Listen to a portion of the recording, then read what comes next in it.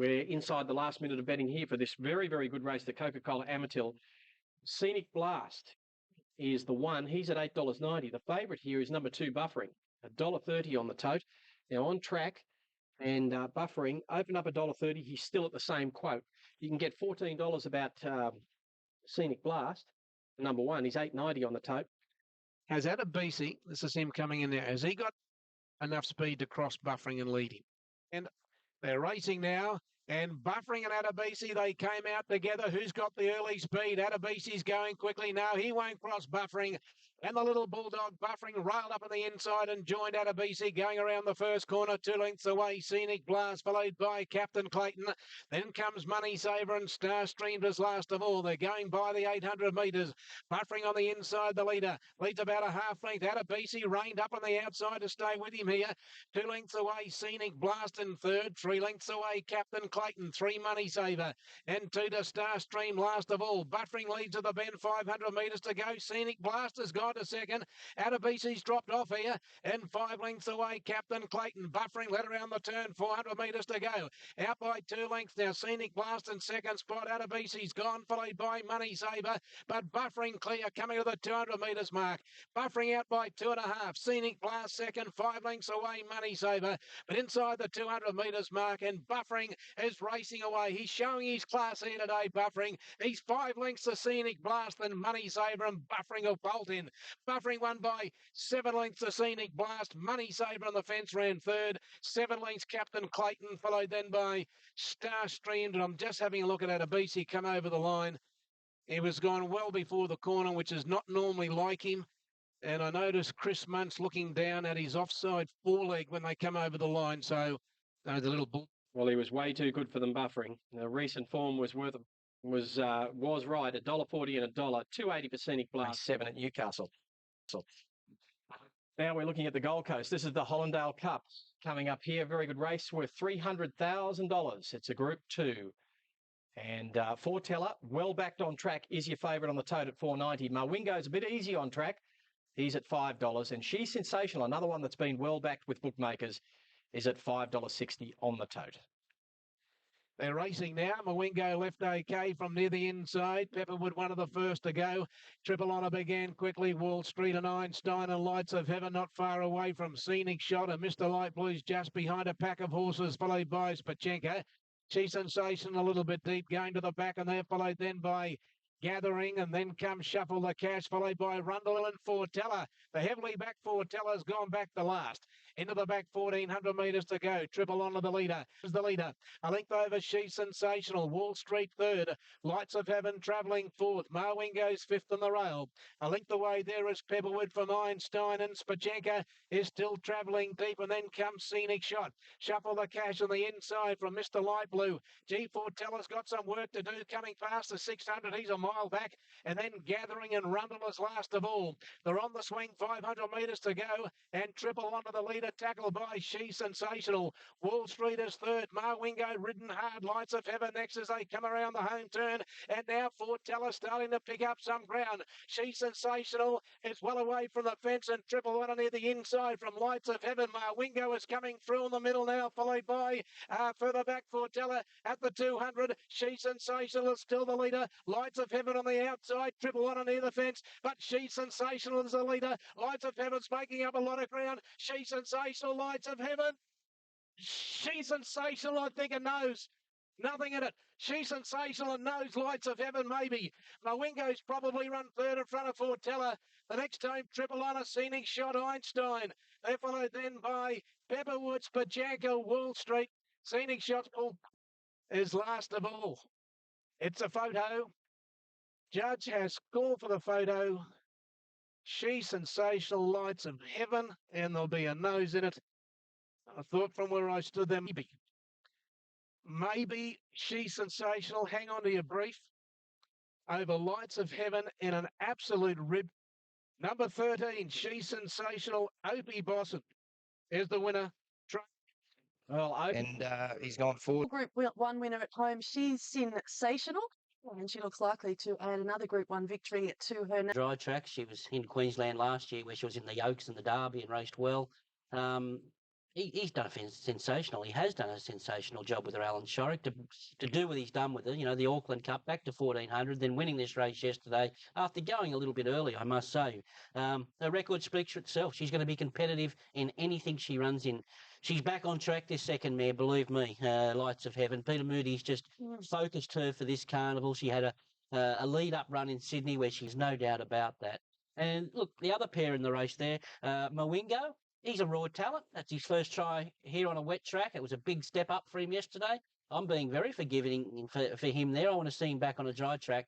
And nothing went right for Fortella. Nothing whatsoever. He was back last in a slowly run race. Hope to run the sectionals, to run them horses down. I'm being very forgiving for him. Anyone that likes them first four across the line, just stick with them, because I think that could be the form. He's not too far away either. And we'll be heading down to there in about 6 minutes' time. Zabillionaire is your $3.90 favourite. Strike the Stars at $5.90. Tahunga at $7 and Pelican. Now, Southern Invasion was slow to begin, and Zabillionaire got out well from gate one. Away nicely, Cornell. Essence is coming over, and so too kicking up Tahunga in the run to the first turn. Strike the Stars gets in on the rails in a good spot. Alcohol outside a bit from out wide Essence, and Pelicano's on the improve early. So I'll stay on these leaders heading out of the straight at the 2100. Lindop looking back on Essence. 1,200 metres to go. The leader, Essence. Southern Invasion's up eyeballing the leader. 2.5 away. Third as the speed increases noticeably. Harold Hood on the outside of Tahunga. 2 lengths away, Pelicano. 3 to Strike the Stars and Cornell, followed by Nick and Noise. Then came Alcohol, further back on the insides of Billionaire. Wider out, improving Reign of Terror, tracking it home now west-southwest from Backbone. Sabrage a long way back. Lethal Jones drifted back to last. Just ahead of it is Evans Riches. Essence leads up to the home turn. 600 metres to go. Southern Invasion's gone. Harold Hood again second. Tahunga third. Travels well. Then Pelicano coming to fourth. Alcohol's running on around the outside. Nick and Noise putting in a run. And now Strike the Stars is getting out. Then came a Billionaire who's worked one off the rails, about 4 off the lead. A race of changes on the turn. Essence is tired and Alcohol swept up out wide with Nick and Noise to join the leaders. Strike the Stars is in the clear. Heavens Riches is coming down the outside with west-southwest. And Tahunga got the rails run. And Zabillionaire's back to the inside and starting to hammer home. Strike the Stars leads. Zabillionaire to Hunga. Wider out west-southwest. Miss with a chance. And getting through. Sabrage is coming now. It's Zabillionaire and Sabrage. Zabillionaire, courtesy of the rails run, comes on and wins the derby. Zabillionaire beats Sabrage. A half length third west-southwest from Strike the Stars. Then Tahunga from Lethal Jones from the back. Then Alcohol. And just going over the line, Cornell. And Cornell, I'm looking at the horse and unfortunately has finally done what they thought he could do, Zabillionaire. It's taken a while. Lovely ride from Damien Oliver. Sabrage second, $5.60 and $6.90 West. Thanks to feature the Group 1, the South Australian Derby yesterday at Morfettville, with the Zabil colt, Zabillionaire, bringing up the 42nd Group 1 win for the Great New Zealand Stallion. Yeah, good ride by Damien. He did have barrier one, but the key to this horse, which they've learnt lately, is ride him quiet with cover, and he finishes off well. So he got him back in the field. He got the splits at the right time and got the job done. Sabrage, what an improved run from this horse. This was the ride. Drew barrier 20. Luke Curry had him on Zabillionaire's back going out of the straight the first time, and that was a pearl. That was the best ride in the race, and the horse reacted. He was back. People and the cameras, the phone cameras being held aloft as the little kids again dressed in the black caviar silks. The flags are there behind, and the race due to start at 10 to 5 our time, Eastern time. Of course, that's 4:20 South Australian time. Have a look at the crowd there at the totes too. Black Caviar, well, she is a dollar favourite, dollar even money. New South Wales tab, $1.04. Same with Super Tab, ahead of Outlandish Land. So that's inflated the prices of a number of the other runners, particularly Under the Sun, who's was $6.50 into and the last general comes up. Al's going. They are behind the gates here for the Goodwood, of course, over the 1,200 metres there at Morfettville this afternoon. Salmon and Black reign supreme there at Morfettville. They've had a huge day's racing as well. And you can see even more flags, I think, than 2 weeks ago when she was there, when she won the Sporting Bet Classic or the trade there. The merchandise is behind Black Caviar. Have a look at that. Morfettville, as you don't see it too often these days. Maybe back in the 60s it was like that, but haven't seen it like that for a long, long time. Take over the 60s, it was like that, but haven't seen it like that for a long, long time. Take over Target, well, they crammed in around 10,000 for him. At 30,000, they've opened other areas around the court. Black Caviar, 20 from 20, the mare by Bella Spree out of Helsing. We know so much about the family. She's a half-sister. Taken behind the barriers. Outlandish Lad coming forward to go. Racing. And Catapulted missed the start by a couple of lengths, and Black Caviar was out well. Goes up to eyeball the early leader, Outlandish Lad, and we hold the ace, and the great mare's going to lead. Streetcar Magic's outside of her, being followed by Go the Knuckle. Catapulted getting along the inside. We're Gonna Rock was wider. There's no pace on it all. Further back came Stands Out towards the tail end of the field as they race on towards the 600. We hold the ace, the 300 to 1 outsider. Black Caviar has the neck, now the body in front. She goes clear.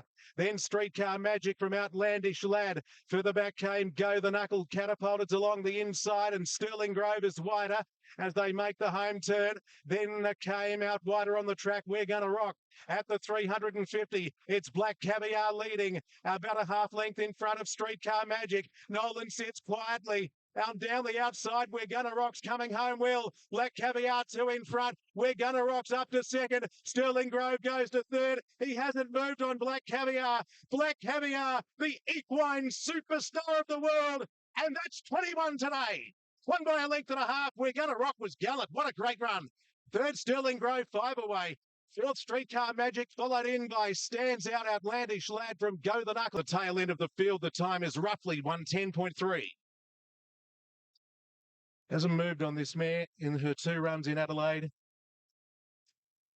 He just sat quietly. We're Gonna Rock's peeled off a sensational 600 sectional. He was so gallant, but Nolan was just kidding. He's run out of his skin. The second horse was never really a threat. And Black Caviar, 21 out of 21, off to Royal Ascot, where Peter Moody is pretty keen to take on, in his words, some B-grade spreaders. 1, 4 and 7. The time is 1:10:32. That mare. Let me tell you, the only day they're going to let her really rip is when they get over England and beat them there. Yeah, she got the 21st celebration, that is for sure. Black Caviar, congratulations to Neil Werrett, Pam Hawkes, all the owners involved, Gary Wilkie and Co. Yeah, congratulations to Adelaide too, Joe. They put on a show there. I think everyone was happy. And for them to get that crowd back twice just shows you the power of Black Caviar. And look, Black Caviar yesterday as dominant a Group 1 victory as you'll see anywhere in the world. Quite right, Joe. I'm sure she's had harder barrier trials and harder track gallops than she went over the last 400 metres in that race, even though she ran very, very good time too.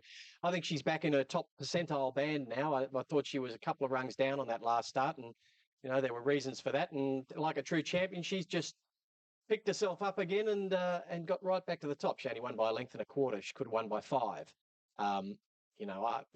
They were totally uncompetitive, the other horses. They were all racing for second spots straight out of the gates because they just allowed her to dawdle on. Didn't think the tactics of let's make it a sprint home and try and beat Black Caviar were particularly good tactics. But nevertheless, they've tried everything on her and she's just too good for them. Anyway, quietly, down the outside, We're Gonna Grove goes to third. He hasn't moved on Black Caviar. Black Caviar, the equine superstar of the world. And that's 21 today. Won by a length and a half. We're Gonna Rock was gallant. What a great run. Third, Sterling Grove, 5 away. Half an inch is enough, isn't it? Yeah. No, Luke looked after her.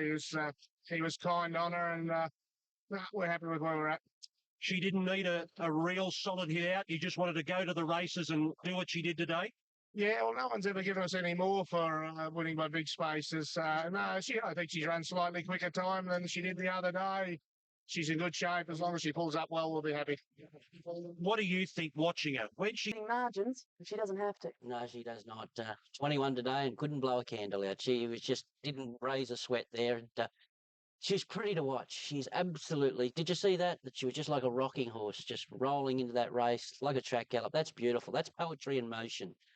That's what we wanted to see. Improvement from one run to the next. And that's what she showed. She's on target. I can't wait. I just cannot wait for Royal Ascot and just to see what she does over there. We're all anticipating something special. Let's hope we get to see it. But look, she didn't have much opposition, but that's her. She's too good for any opposition. We know that. And like I say, that's what we wanted to see to the next. Yep, and she was definitely good. Look at this. I mean, she hasn't come off the bit here. He's just sitting against her. Now, We're Gonna Rock comes up on the outside here, and he's run well. Yeah. He's won his race because he wasn't in her race. And, Luke just saw him coming, gave her a bit of a shake there and tapped down the shoulder and just said, just keep coasting along in front. And that's what happened. But it's Go to Royal Ascot. From a Royal Ascot point of view, they raced overnight. Their ticket sales boosted through the meeting. Not only are thousands of Australians. I'm not one for memorabilia, but I went to Australia Post the other day and bought a folder of black caviar stamps for $12.95. You get there's 20 wins on each stamp. It's well worth getting. You can put them, you can use them if you want, or you can keep them. And it's an amazing thing that Australia Post have done. You bought stamps. Welcome back to Race Day Live. Runners behind the gates here for one of the features there at Doomben, the Group 3 Rough Habit Plate for the 3-year-olds, Derby bound over 2,000 metres. Favourite Isopac at $2.60, coming through some good form races, the Tulloch and the Frank Packer Plate here in Sydney. Right on start time, here's Alan Thomas for the call of the Rough Habit. And Brambles to the inside, one of the first to go. Zagurat and Post Restant began okay, and Nashville is going up quickly, looking for the lead. Urunga just behind them. Artistic going forward in the early part. So too is Pack the Bags, Express Warrior, and Retunes going up deep on the outside as they get to the line the first time. Now let's see if they sort themselves out here. Oh, gee, they're going to the turn out of the straight. Nashville went bush. He took Artig and Pack the Bags out deep on the track, and Brambles left in front of the 1,600 metres. Pack the Bags goes to second. Artig is third. Nashville's in the middle. Express Warrior going forward out deep on the track, and Isopax found the rail in a very good position. 2.5 followed by Captain Fastbuck, and Margins last of all. They're coming down the side, 700 metres to go. Express Warrior neck in front of Artig. Brambles has had a perfect run on the fence. They're closely being followed by Trump, circling quickly on the outside from Pack the Bags. No more bulls. Captain Fastbuck is next. Nashville, Trump has shuffled back. Isopac picking up ground on the fence, and Post Restant trying to pick up ground. Artig and Express Warrior led for home. Trump on the outside from Brambles. Post Restant getting up on the inside, and look at this. Margins coming down the outside, and then Isopac to the 200, and Margins out in the middle of the track, run of the lead. Brambles getting through. Post Restant on the fence. It's Margins, Brambles, and Post Restant. The three of them are coming to the line, and Brambles, I think. Maybe Brambles and those Margins, and Post Restant in a cliffhanger. Isopac fourth, followed by Trump. The next time is Artig in an absolute cliffhanger. Well, it looks as if maybe Brambles in the middle there with the nose roll for Peter Moody might well have just got there. Just needs a little bit of luck from the draw. Opener absolutely pushing her out at the gallop to go past the post the first time on the way down to the... And now the Queensland Derby is well within his reach. He's been a green horse, and he's been a horse that's had 3 right-handed runs now, and he's been on the wrong leg each time. But he's learnt from the experience now, and an inside draw yesterday certainly helped him. He was held up at the top of the straight, and you could say he would have been unlucky if he got beat. But this second horse, Margins, had to make a long, sustained run. You could make a case to say he went too early because he was out on his feet, understandably, the last little bit, because they broke a course record in this race. So a good effort from him at huge odds. I like the filly. Considering that circumstances, you'd expect there'd be upside to her. She's the one to follow, maybe even going to the Oaks and the Derby. In air. The update this morning from Leon Corstens is that I'm pretty sure now this horse will run unless it's wet. The only threat against Zabillionaire running in the Derby is now if the track is wet. Rosehill. First of the Group 1s for the Queensland Winter Carnival, and always a good race, this race. And there's the market mover on screen, number 5, Wurram. He's at $6.30 in a very open race at the moment. Now it's $6.90, $7.30 for Sea Siren and Neeson, $7. Ronnie's gone for the 12 here. Verena Miss. There's a bold go at $8 on the tote to beat number 10, Facile Tigra.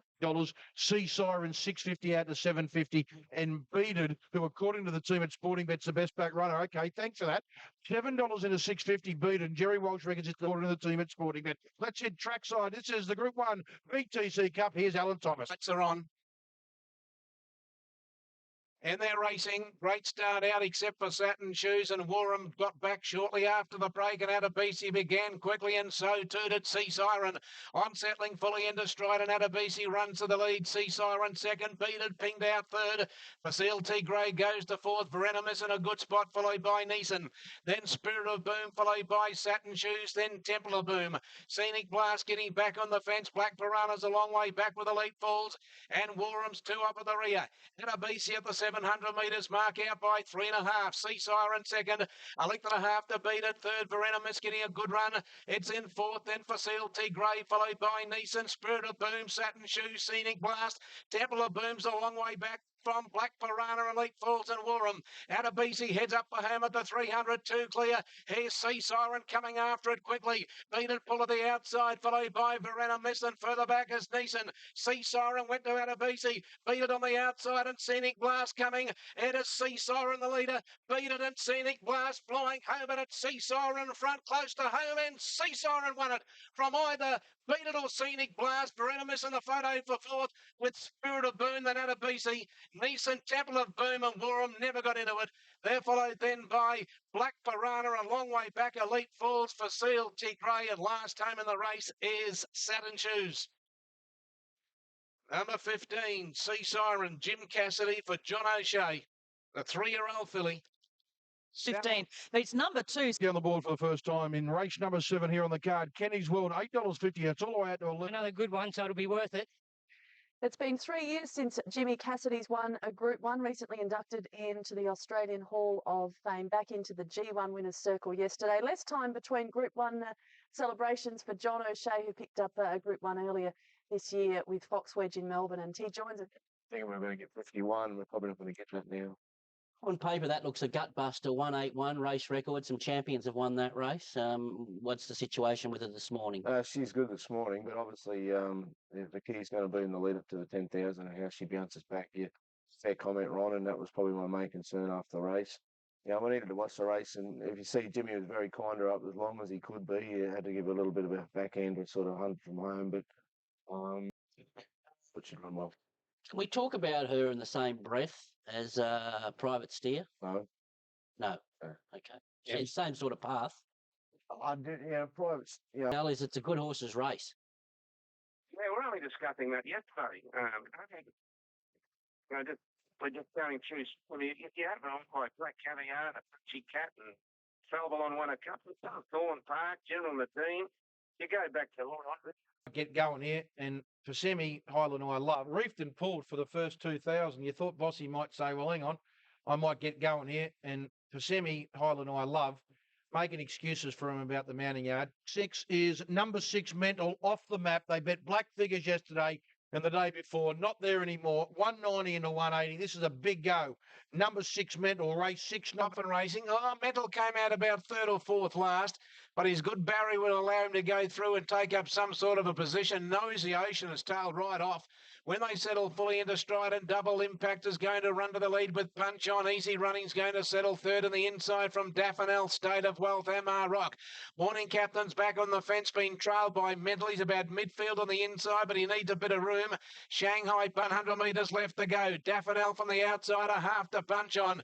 A length and a half to Double Impact. Easy Running on the fence. Morning Captain is fifth on the inside, followed by State of Wealth. Biggles going around them. They're closely followed by Mental, trying to get off the fence, and MR Rock's on the move as they round the corner. Punch On led, 350 to go from Daff and Wealth on the outside. MR Rock's pulled out. Mental is now in the clear, starting to come home well. 300 metres left to go, and MR Rock went to the lead. Mental's after him. Biggles next on the outside. Mental on the outside. Oh, he's raced to the lead with 100 metres to go. We thought he'd do this, Mental, and he is. He's racing away from MR Rock. Mental beat MR Rock. Boys on tour ran third from Daffodil. Biggles our Smoke and Rock behind those. Double Impact, and they're followed by Welters, pulled up quickly near the tail of the field. Well, that's what we were looking for. He delivered. Number 6, Mental. Number 6, Mental, ridden by... He wins and wins impressively, and he's got more wins in store. There's no doubt about that. And Peter Snowden. Straight. Mental looks a very good 3-year-old in the making. Win number 5 from now 8 starts in the Fred Best Classic. Look, I'm a big fan of the horse, and I say settle down, settle down. Is Stradbroke favourite? I'm not so sure. I don't know how much depth's in this race. I see Daff and Alf there running fourth. Yeah, a couple of 100-1 shots. Yeah. Got close. So. Yeah. Look, he's had 2 beautiful runs at Hawkesbury.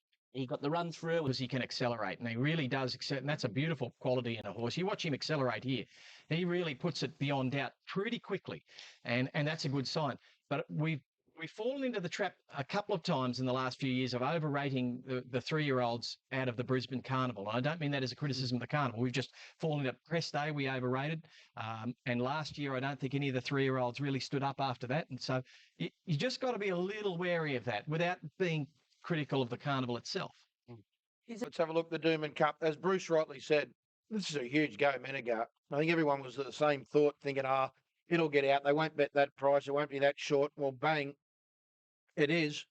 And it's very, very, very short. $1.70, Menegar. Can't believe it. Peter's Moody, very confident. $1.151. Mawingo, $8.50 into 8. She's very, very big go. Wow, I never thought it'd come in this short. This is a big go. Number 1, Menegar, heavily, heavily backed. $1.75 on track. They've had black figures all week, and now bang, the big punters have just stepped in. Number 1, Menegar. All the big punters are all over this. Very, very keen. $1.75. You've then got $6. Menegar, the favourite. Barrier 1. Luke Nolan for Peter Moody. Set to go. Lights are on. Gates open, and they're off and racing, and Menegar from the inside jump well. So did Fibrillation and Scenic Shot out AK with Mawingo, Lights of Heaven, Mr. Light Blue. Triple Honour's a bit deep, but he's going up, coming to the line the first time, and they're followed then by Wall Street and Booming. Forteller getting back on the field, and Sane and Costa can't go at all. He's last. Oh, there's a bit of trouble going out of the straight. Booming in Forteller, got into a bit of bother.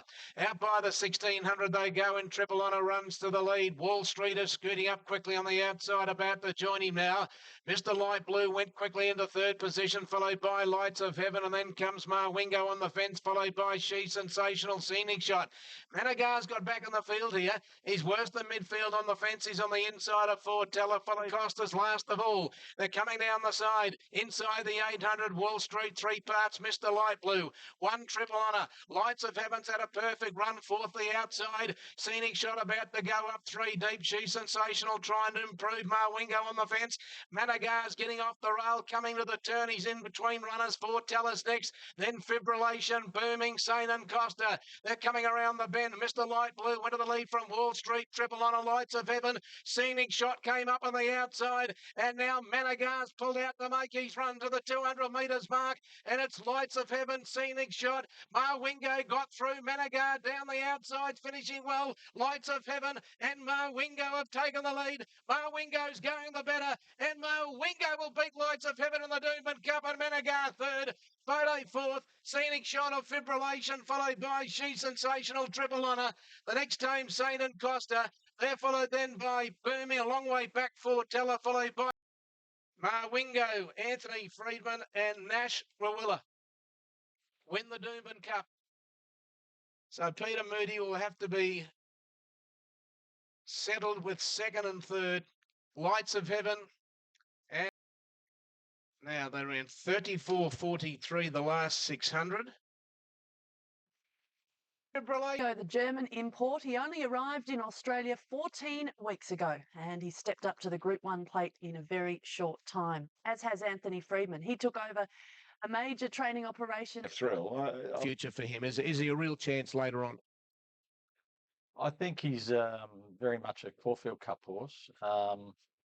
We'll the Melbourne Cup later on, see how we get through the Caulfield Cup, but he looks ideal for the Caulfield Cup, certainly. Anthony, what do you do with a horse like this now? Obviously, he's qualified for a Caulfield Cup. Do you go on to the Brisbane Cup and maybe try and qualify him for a Melbourne Cup in the winter as well? Yeah, look, it's tempting, and you know the qualifying for the Melbourne Cup is a big carrot, but I'm not sure that it's the best thing for the horse. I think he was a little bit lighter than Anthony down in the heavy ground. You had to stave off a protest to get your first Group 1, Anthony? Yeah, it was, as I said, I thought it was ambitious. What did you think then? I mean, we just saw the replay. Here they are going to that first turn. They're 6 or 7 wide. Peter Moody arguing that Menegar was getting into a position that they wanted to, and Nash prevented him from doing that. What did you think watching that again now? Look, that may have been the case, but Luke was looking for something to come across, in my opinion. He was looking to be covered up, and he may have ended a spot further back than he wanted, but the fact is he couldn't hold the spot behind us in the end. Scenic Shot ended up in that spot, so it sort of put a bit of cold water on their argument, I think. I throw his way. And of the other horses, there's some horses just have bad luck. Now, Fortella, he's come here set for this Brisbane Cup. He got the wet track at the Gold Coast and it all went pear-shaped. Then he got a standing 8 count put on him going to the turn out of the straight. So he's one of those horses, Fortella. If he stays here for a while, I'm not sure if he gets to a race and he has the brakes go his way, he's one of those horses that can make the form guide look a bit ordinary. Okay, that's our look at. Out of bet, favourite number 1, the top one, Smokin' Joey, in front of number 11, Freewheeling. Plenty of action. Mawingo beating Lights of Heaven and Managar protest third against first dismissed. Now Smokin' Joey moves in. Metallurgical and Beat Hog comes up to complete the line. So we're just about set. We come back here. Gates open and they're off and racing, and Tiger Tease from the outside. By gee, they said he could hike, and here he goes. Tiger Tease is coming across the face of the field. He's going to try and lead, but Listen Sun's going to drive underneath him. Dusty Star went to third. Celtic Dancers fourth, and they're flying along in the lead, followed by Belltone, Steel Zip and Freewheeling. They're followed by down the side, 750 to go, and Listen Sun the leader. And Nick the Tiger Tease, one Celtic Dancer. Dusty Star sits fourth the outside. Two to Steel Zip, Freewheeling's travelling okay between runners, and Belltone is wide. Then Beat Hog, Gundy Sun. They're followed by Meet George on the fence from Smokin' Joey, racing hard. Durham Town, Metallurgical and Delzar, and Carry Me Bluey last. Listen Sun first for home. Here's Tiger Tease dashing up on the outside from Dusty Star. Celtic Dancer, Meet George, Belltone. Gundy Sun pulled to the outside. Steel Zip running home. Tiger Tease went past Listen Sun of the 150. Steel Zip, Meet George and Freewheeling getting in the clear. Tiger Tease the leader. Steel Zip is flashing home. There's horses coming from everywhere. They hit it. Tiger Tease has lasted. Tiger Tease from either Meet George, Steel Zip, Freewheeling or Belltone. It's a big finish in the last. Behind those, Celtic Dancer. And then comes Listen Sun, Dusty Star. Will just hang on, I think, here. Tiger Tease. Oh, 18.78. And the margins in the last, it was a big finish. The winner scored by a short head. It's a short head by Break day. I say good luck to them trying to beat him.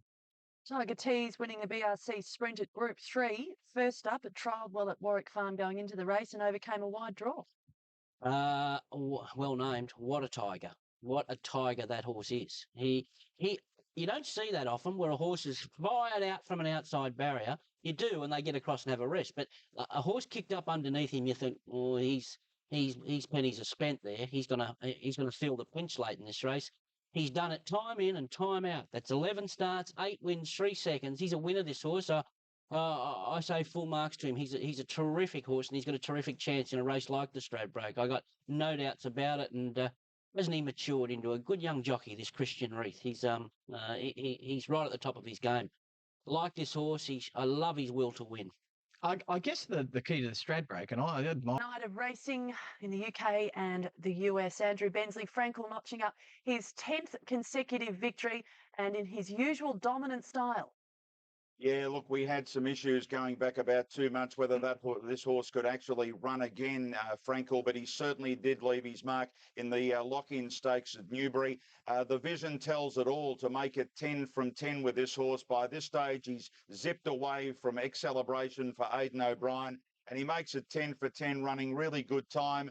He'll go towards the Royal Ascot and beyond that. The Clash of Black Caviar and that horse is very unlikely, but it was a stunning return by Frankel last night.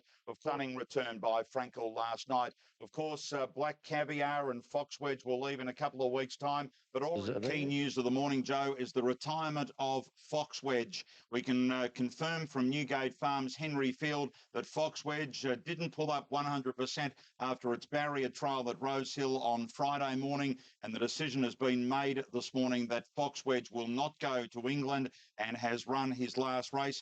13 starts for 5 wins, just under $1 million in prize money, and as I say, becomes a stallion at Newgate Farm. On the is Captain Fastback. Now he's got 5, 2 and 3 here, Moody. Now from the top, Isopac's $5 out to $7. Brambles are $4.80 into $4.60 now. Varduve 6 out to 8. Soros $4.40 into. Gates open and they're off and racing. Soros missed it. He didn't come out very well at all. Urali from the inside, the first to go, and Redshift began okay. And Callum McGrant, Arctic, and here's Brambles. Precious Mandy going up on the outside. Soros trying to improve along the fence after an average getaway, followed by St. Sally and Durnford. Rainey and Urunga drifting back, so is Vatabai. Isopac's got back third last, followed by Captain Fastbuck. And Moment to Remember last of all. At the line the first time, and St. Sally 3 away from the fence, about to go up and join Precious Mandy in the lead, and Brambles will probably take a sit here. He'll lock back third on the inside. Urali races fourth, and Redshift out of Urunga, and 2.5 to Moment to Remember on the inside of Captain Fastbuck. Brambles won't give up the lead, and in the back 1,200 metres to go, he is the pilot. Isopac's a long way back, and then Captain Fastbuck and Moment to Remember. Brambles shot away down by the 700. He's opened up here. He's 5 clear from St. Sally. Then Callamy Grand. Urali's been called upon. They're followed by Redshift. Durnford is next, followed by Raining. Soros is strung up a little bit here, coming up to the home turn. And the next horse is Arding and Isopac as they come around the bend. Brambles first for home. He's got a big break. He's 5 Urali. Redshift to the outside. Arding on the fence. Soros trying to pick up ground. And Durnford is wider out. But Brambles came past the 200. He's 4 clear. Adavai is running home in a second spot, followed by Redshift, but it's all Brambles with 100 metres left to go, and Brambles in the run of the post will bolt in. He'll win by 3. Fatavai second. Redshift will be third, just in front there of Soros. The next time in the race was Arctic, and then... Brilliant ride by Marula here, taking off and catching them all napping here. Moody goes 1, 2, 4 in the race. Brambles outstays Varduve, who going to improve coming towards the Derby if we get wet ground up there. And Soros runs fourth. And that's 2 wins on end. The Rough Habit into the Grand Prix for Bram. Yeah. Good luck. Thanks, Robert. Thanks. Shane, there's Tai Test best. Adopting catch me if you can tactics on Brambles. They didn't get near him, and they probably won't in the Derby either. Yeah, Brambles, they didn't get near him, and they probably won't in the Derby either. Yeah, don't like going early, Crow, but it does look like Peter Moody's Derby. He's got numbers there that'll dominate the market, and that horse there, Brambles, Rawilla showed great confidence in his horse to do what he did. He made him work up front. He went for home early chances as well, especially if they get a wet track. If his stablemate's up the front and he's out the back, and I think Moody's got all bases covered, where his horse that runs fourth here, Soros, just found a bit of trouble and lost momentum coming to the turn, and he's also a month between runs. So all the Moody horses look the Derby types. With that a little bit up in the air whether she runs in the Oaks at this stage. A fortnight away is the Queensland Derby. Brambles the favourite over the forgotten South Australian Derby winner, Zerbillionaire, taken to Caulfield yesterday just from the Group 1 this afternoon. The Doomben, the 10,000 as runners come to the yard for our last race here, where Shenzhou Steeds is a solid favourite. There's the market for the Doomben 10,000 now at Sporting Bet right now. It's $5, buffering in from $5.50.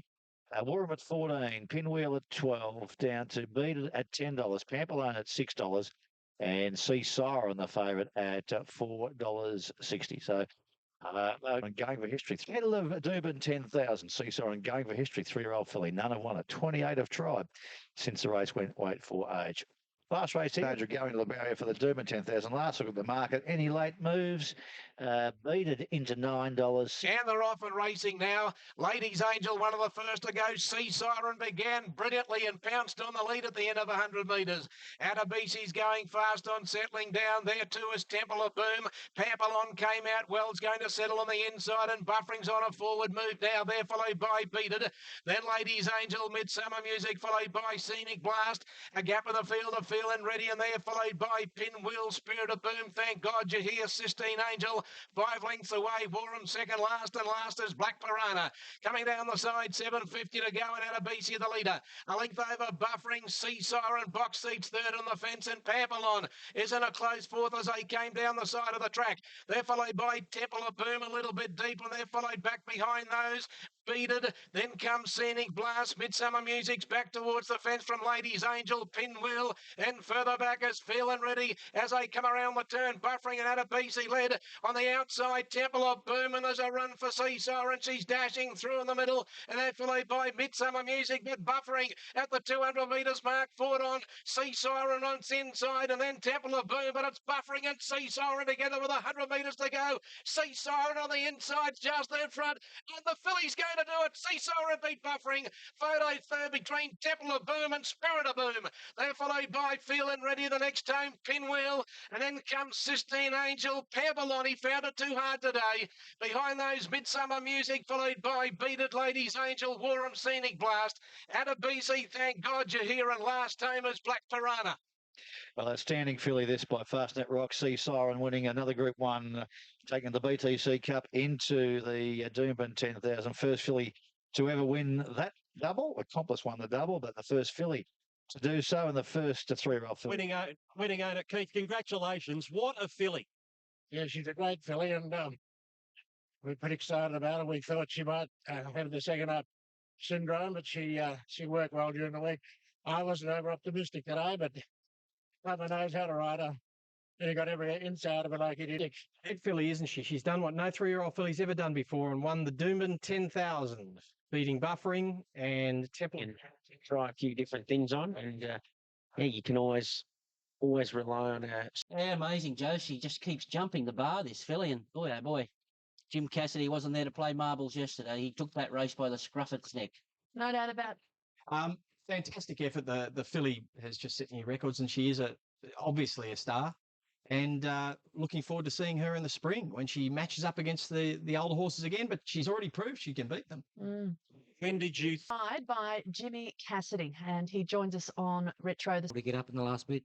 The horse has now won back-to-back Group 1s, the BTC Cup and yesterday. A lot of deliberation now on the Stradbroke. The horse at the moment has 52.5 kilos on its back. As I said at the start, the feeling is it's going to get a penalty of maybe 1.5 or 2 kilos when it's announced on Monday. I mean, even if it was carrying, let's just say 54, with Buffering sitting up there on 57.5, what's your feeling? Could she still beat Buffering in a Stradbroke with that weight? I think she could still win the Stradbroke. I'd like to see her in probably with half a kilo. Would be nice because they'd run her. I said to John after I rode her yesterday, and I can't wait till I can sit back 4th or 5th on her and let her arrive at the furlong. But look, whether she can win it or whether it's the Strady. Yeah, going through it, Joe. Buffering really happy with the way the horse fought on, given the stone bruise and missing that race. Certainly goes to the Stradbroke. They've made the choice too this morning. It goes for a spell. Pampalone will come out of that market at $13. Goes for a spell, comes back in the spring. Warham is another one that goes for a spell. It coughed a little bit yesterday after the race. Pinwheel will have blinkers on in the Stradbroke handicap, trying to... Let's head west and have a look at the feature race run in Perth yesterday as we take a much-needed break. He's back. Lucky Gray.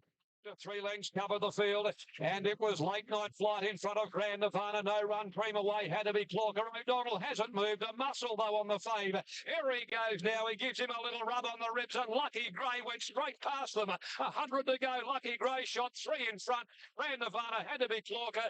Then came our old fella, but this is a canter. What a stunning return by Lucky Gray to win the Roma Cup by 3. We're working at the gate, and I can't believe that call. The early crow at the 200 metre mark, getting the cue, and Arch Manders has got run down right on the line.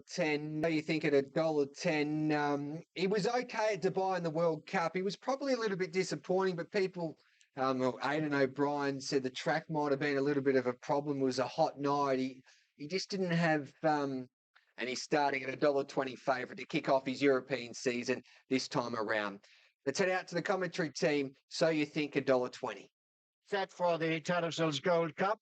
They're up.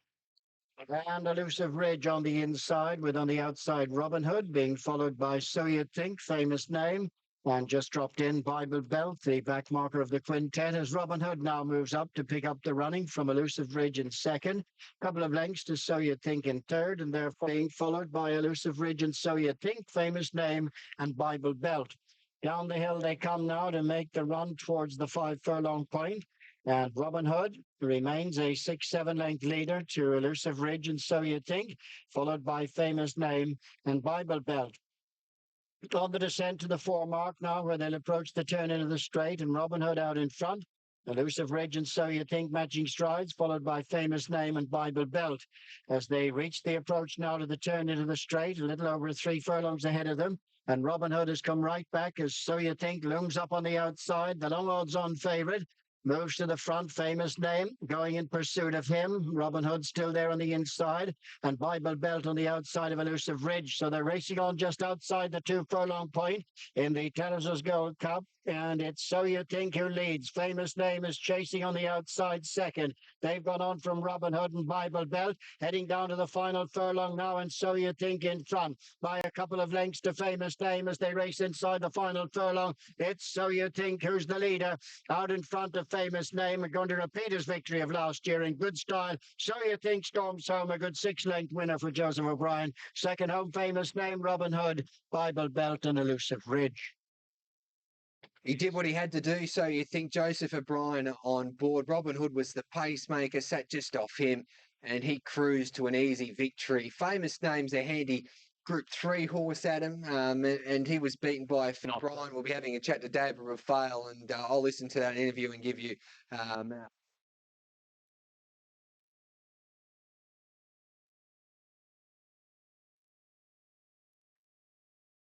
They're ready now, and they're off. Nachita broke in front. The favourite led from Diamond Earth, but he looks like he's looking for a trail on Nachita.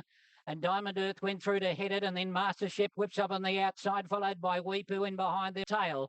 They've run to the 600, Mastership in front, led by a length and a half. Diamond Earth on the inside, Nachita poised behind them.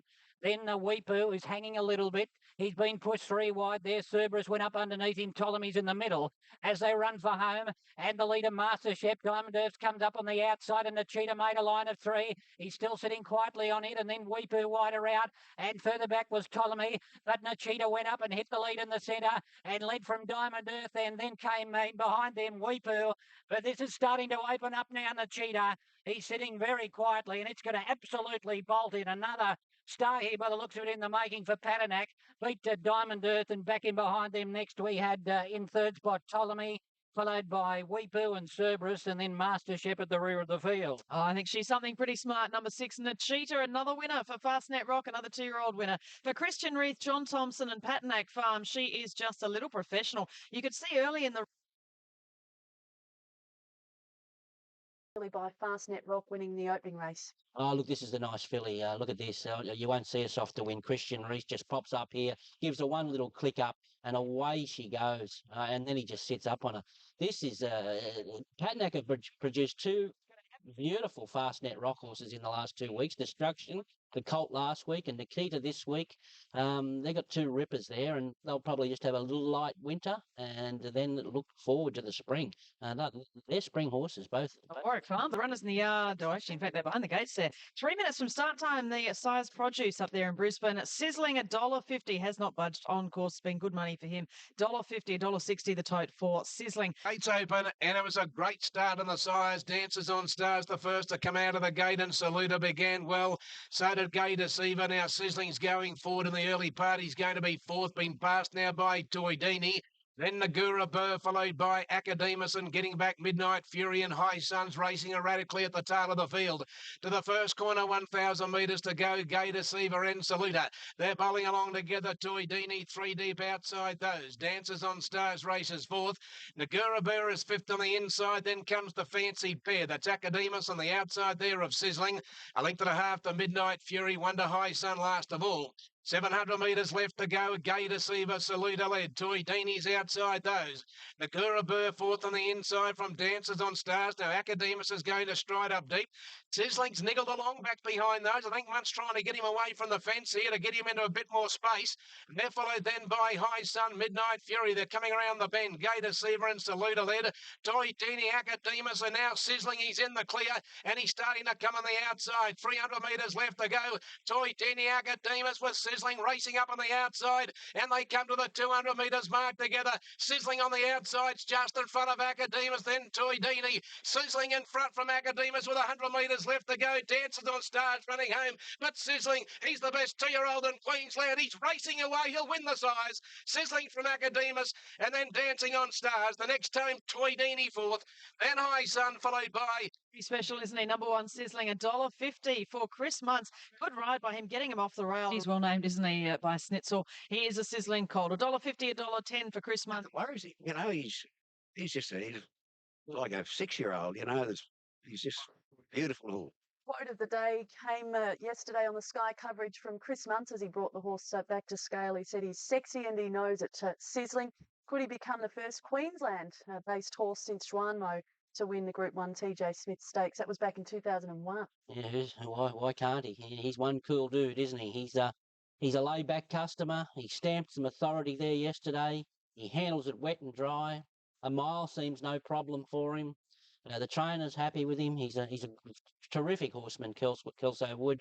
And Chris Muntz, he's having the season of his life. He's going to ride 100 winners in Queensland. That's never been Queensland. Not even Mick Dittman could do that. So he's had a marvellous season. This is a good horse.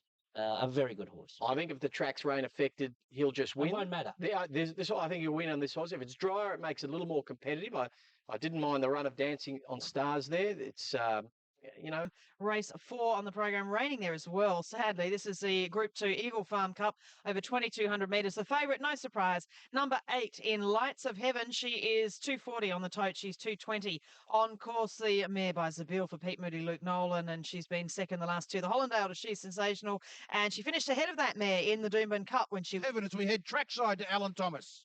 To go. Can Scenic Shot make it 3 O'Shea's or Eagle Farm Cups, whatever they call it? He's won 2 of these previously. Ready to go. Muffin Racing, Gingadood to the inside, the first to come out of the gates. Warrior Within began okay, so did Triple Honor. Lights of Heaven, Rundle going up. She's sensational, getting back behind those, followed by Scenic Shot. He's going back second last, and Fibrillation has gone to the tail of the field. Out of Triple Honor is the leader with 700 metres to go. A length over Gingadood went to second, followed by Rundle. Lights of Heaven being chased along on the outside. Then further back then came, as they come around the bend, Scenic Shot, Warrior Within and Fibrillation. And as they come out of the straight, Triple Honor led past the 400 from Gingadood. Lights of Heaven coming up on the outside, followed by Scenic Shot. And then comes She's Sensational. 300 metres left to go. And it's Scenic Shot going up near the fence, and Lights of Heaven out wide, and Gingadood's in the middle. And as they come past the 200, Lights of Heaven, Gingadood in front of Scenic Shot near the fence, and Fibrillation, but it's Lights of Heaven taking the lead with 80 metres to go, and Lights of Heaven starts to draw away. She wins comfortably from Scenic Shot and Gingadood. Fourth home in the race, Fibrillation, a gap to She's Sensational, about 6 to Triple Honor, 25 to Rundle, and tailback last was Warrior Within. Oh, she's a lovely mare, isn't she? Number 8, Lights of Heaven, the mare by Zabille for Pete Moody and Luke Nolan. She has... I think just immaturity's been a major contributing factor. I started believing the press when she was favourite for the Caulfield and Melbourne Cups last year, and trained her as such when she wasn't ready for it, I think. And, I'm not sure where we'll head with her. Hopefully we're back here next Saturday for the Cup if she pulls up well. I think the 1.5 mile holds no fears. I'd just like to see a slightly better surface for her, because she's got a better turn of foot on top of the ground. In this grade, she was dominant. Yeah, she's been great this late autumn, winter. Look, she's definitely competitive at Group 1 level. She's certainly up to Group 2 standard. And here against these genuine Group 2 horses, she's just carried on with the job. Second in the Hollandale Cup down at the coast, second in the Doomben Cup.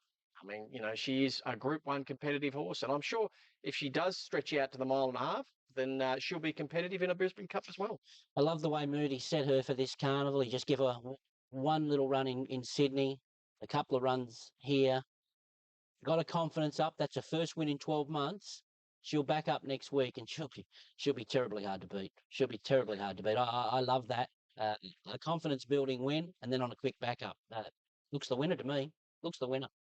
Ask you, Lights of Heaven. Okay, I reckon you're gone off early, mate. You're forgetting Mwingo. Yeah, look, maybe I have, but I just love the way that she put paid to that field there, and she can handle it wet or dry. She's on a backup, confidence is back up. And I'm a Mwingo fan, but she might just have his measure there on Saturday. Princess, well, she was an early favourite leading into this. She's now 4.20. But with the rain up there, the heavy 8-track Red Tracer is now $2.80 and favourite. Started out at $3, now into $2.70. 3.20 you can see on the tote just ahead of. And they're racing. Sophie Spirit to the inside, one of the first to go. Forfeiture began okay upon this rock, and Red Tracer going fast. Just behind those, all the right moves, followed by Philadelphia. Well, Princess came out about mid-field. On the turn, 500 metres to go. Philadelphia came round the bend in front. Red Tracer went to second from Sophie Spirit. Forfeiture followed by Upon This Rock. All the right moves, and now Wealth Princess is going to get to the outside, followed by Screen, but Philadelphia leads. 300 metres to go. 2 lengths over Red Tracer. Wealth Princess. Mitz is going through to the inside. Forfeiture's there too. Sophie Spirit whacking away, and Wealth Princess is starting to storm home. Red Tracer the leader. Wealth Princess on the outside, followed by Forfeiture fighting hard, but it's Red Tracer. It's Red Tracer in front. They can't beat her in this sort of game. Red Tracer wins again from Forfeiture. All the right moves in the photo for third with the Metzes. Close up behind them, Divorces and Well. Oh, what a good mare she is now. Red Tracer for Chris Waller, Hugh Bowman and the Grimishes. That was a tough performance there. The challenges are coming through. And she's certainly one of the players, and she looks as good as she could look. The plan is to win a Group 1 with her, and I think the best race for her would be the Tattersalls Tiara. Okay, so the Tiara, her main option at this point in time, but gee, if it rains all week in Brisbane, you have to be tempted to run her in the Stratty. Well, they probably will be, but I reckon it'd have to be a bulk for her to win a Stradbroke, and whether that happens, is in the. They just didn't go on with the job if they got too far back running. Yeah, look, don't understate this win. She was 56 days between run on a testing track.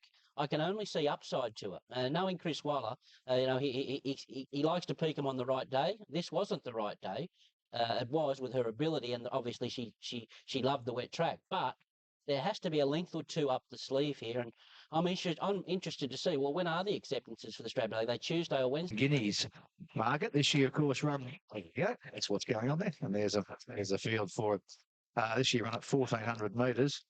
I'll see if we can get you an updated market for it. There's the tote call. Mental certainly going to be hard to hear, and it was perfectly handled by Bossy. Almost at Eagle Farm. We'll come back for more here shortly. And from Sydney, Mental. Well, gates open, and they're off in the Guineas. And near the inside, one of the first to go was Mental. Stratton began quickly. Going forward, Boys on Tour. A double impact is mustering speed, and there's a stack of speed coming over from out wide. At the end of 200 metres now, and Emmeline's going through in the middle to be a narrow leader. Dicko's Dream and Pear Tart went up to make a line of 3. They're followed by Double Impact and Morning Captain, followed then by Stratton on the rail. Then Boys on Tour racing about 7th or 8th, then Adamantium. MR Rock followed by Our Smoking Rock.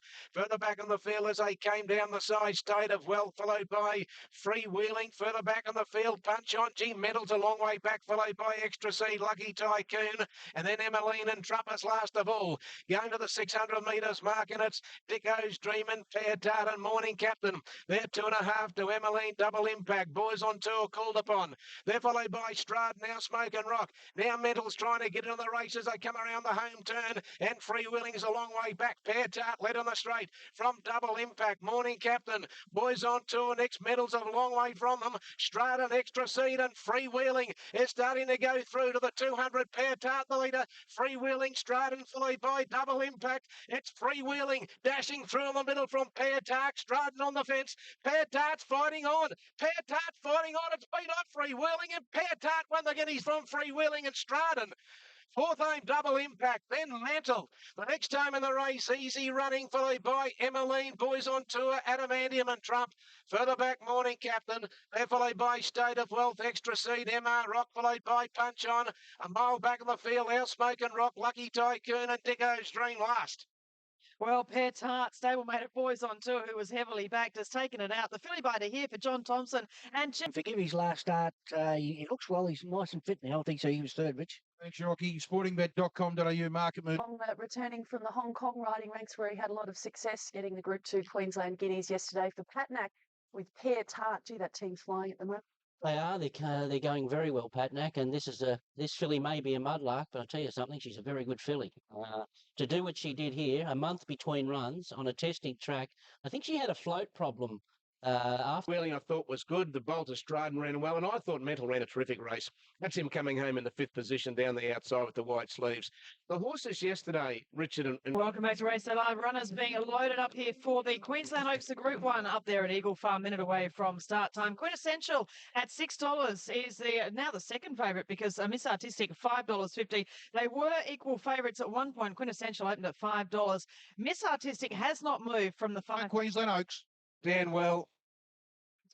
And the gates open, and they're off and running. They all left okay, and Quintessential off the inside. The first to come out of the gates, Eliza Blues and Urban Rocker began okay, and so did Victoria. Dowager Queen and Scorpio Queen and Angel of Mercy and Post Restona, Miss Artistic and Rocket. They're all on the move, followed by Pretty Pins, and then comes Roxanne, Anagol, Tycoon's Heart, Red Typhoon getting back, so is Invest, and Angelus is last of all. Well, they all want to get up near the lead. That's the first thing we've noticed, and going to the turn out of the straight. Have a look at them go. It's Victoria near the fence, Post Restot, Miss Artistic 3 out, and Rockets 4 out to the turn out of the straight, followed by Pretty Pins. Quintessential's going to settle back on the inside from Angel of Mercy, followed by of all. Through the gloom they go in the Oaks, 900 metres left to go. Post Restot is the leader. 3 past the Miss Artistic, Victoria third. Rocket is fourth on the outside. Pretty Pins covering up Quintessential. Scorpio, Queen, Angel of Mercy, Tycoon's Heart are all going forward, followed by Anna Gold. Urban Rockers back near the inside. Dowager Queen patiently ridden. They're followed by Investors a long way back, and so is Roxanne, Red Typhoon, Eliza Blues, and Angelus is last of all as they pack up on the corner. 500 metres left to go. Post rest on. Miss Artistic, Rocket. Here's Pretty Pins coming up on the outside as they come around the home turn. And Quintessential's going to split horses in the middle. In the straight, Post rest on is the leader. Eliza Blues going up near the inside with Victoria. And Quintessential's coming on the outside. Eliza Blues went through near the fence and went to the lead. Quintessential coming after Eliza Blues. Eliza Blues the leader. Quintessential went up on the outside. Quintessential took the lead close to home, and Quintessential draws away. Wins the Oaks from Eliza Blues and Victoria. Dowager Queen will be fourth in front of Urban Rocker. Red Typhoon, Pretty Pins, Anna Gold, Post Restot, Angel. A long way back with Tycoon's Heart. Angel of Mercy's pulled up last. Jockey looking down at the offside foreleg. The late scratching at the barrier was 18. Love excels. Number 8, Quintessential, is the winner of the Queensland Oaks. A great performance for John Sargent and Damie Brown. Here's Prick getting to the line, the daughter of Fast and Famous. Well done to Waikato Start with a beautiful horse there. I thought it was a good thing. I made it the best bet of the day early on. If by commands out of a Quest for Fame here, if he doesn't handle the going, nothing can. I thought she paraded terrific. She had that year off. Red Typhoon, Pretty Pins. He's making the Queensland Oaks their own. 3 years in a row they win this Group 1 for the fillies. Quintessential bringing up the first Group 1 win, or first Group 1 in Australia for John Sargent, who joins us on Retro. He's come through 2 runs very well. I got the team up in the Shield now before the night. 2 horses and floating up in Sydney, so they've settled on and had a good run here. John, looking at some of the beaten runners in that race, it's hard to find a lot of excuses for some of the odds, except to say that a couple of the good chances, Red Typhoon and Dowager Queen, did get a long way back. And if James McDonald was right, and it appears as though he was, it wasn't the place to be back in the field trying to make up ground. Yeah, they definitely had excuses. Red Typhoon got a mile back and got speared off on the turn and lost 5 or 6 lengths. Look, just let's face it, in these tough staying races, whether it's biased to the outside or not, you have to save ground. Barriers 1 and 2 fought out that finish. They saved ground. The third filly found third the fence. Over a distance, they're saving so much ground being on the rail. Maybe you can edge out to the better going then like they did. And that was the difference between winning and losing, the barrier draw in that race, although the filly that won it. Brambles, Vadove, Zabillionaire, I've spoken about the weather and the track. Red Shift, it's going to have Glenn Schofield. Is Neeson number 1 in the last race, the Brisbane Racing Carnival QTC Cup, 1,300 metres coming up. Well, it's meant to be in no minute's time. That won't be happening. There's your tote market. Now, Neeson's been 480 into 440. On Oaks Day, and the gates open and they're off and racing now. Celtic Dancer from the inside was the first to go and beat Hoggin, skating on ice, and Belltone in Fun Toddays are going quickly, skating on ice just behind them. Steel Zippers going up in the early part, so too Joint Chiefs and Metallurgical. Gene Dancer the leader, 900 metres to go, a length and a half over beat Hoggin, a similar margin to Belltone, about to come away from the fence. They're followed then by Fun Toddays and Joint Chiefs out deep on the track. A length and a half to skating on ice, Steel Zips between runners, Neeson is wide. They're followed then by Frost on the fence, back behind those Metallurgical, followed by Mystical Grey, then Me George and Reva Delago. It's dropped back to last. Coming around the bend, 4.25 to go. Celtic Dancer and Beat Hog led. There's a run for Belltone. Fun Toddays on the outside and Joint Chiefs, followed by Skating on Ice, Me George. And further back is Neeson, but Celtic Dancer is the leader. Coming to the 200, led by a length. Belltone's trying to get up on the fence. Fun Toddays whacking away, then Steel Zip, but Celtic Dancer the leader. Belltone trying to get to it on the inside, but Celtic Dancer still the leader. Belltone can't get there, and Celtic Dancer's going through the ground. He's too good for them. Celtic Dancer beat Belltone, and Joint Chiefs has got up the run third in front of Fontantes. Then Meet George. Neeson never got into it, and then comes Steel Zip. Jimmy Bell in for a fine, probably about 200 up there. For that, Kelly Vance loves a wet 1-3. No problem. He loves to do that. And if he can get to the lead. Winning the last at Eagle Farm, the Group 2 QTC Cup, how ambitious do you think their plan should be with the horse? Oh, the Eyeliner looks a lovely race for him. I think we've underrated him, or I know I have. He won the Prime Minister's Cup on a heavy track, then he backed it up in the sprint behind Tiger Tease and wasn't far away on a good track. So there was nothing wrong with his form leading into the race. So we know he's a swimmer. We know he's in form, and he got around there. He got under our guard there at double-figure odds. Another barrier one. For 20, it's still not guaranteed to start. Pamplona a decision on Tuesday morning. There's Red Tracer at 15, and Solzhenitsyn needs about 3 or 4 horses to drop. All right, let's take a break now. It's the Queen's Diamond Jubilee weekend. 130,000 people attended the races at Epsom Downs yesterday, and it was Aidan O'Brien to the fore in the Coronation Cup. Is the one who's running on strongest of Saker, and leaves me the one to chase St Nicholas Abbey, who has a big lead, however, entering the final furlong. St Nicholas Abbey driven out from Red Cadar and up towards the line. Another win in the race, Aidan O'Brien, and his son Joseph makes it back-to-back wins for St Nicholas Abbey in the Diamond Jubilee Coronation Cup. Sizzling, of course, we know the form that this lovely horse has been in. He is the favourite, no question about that. $1.70 now into $1.60 on course for Sizzling. Further down, you've got $1.70 into $1.60. It's your sportingbet.com.au market mover.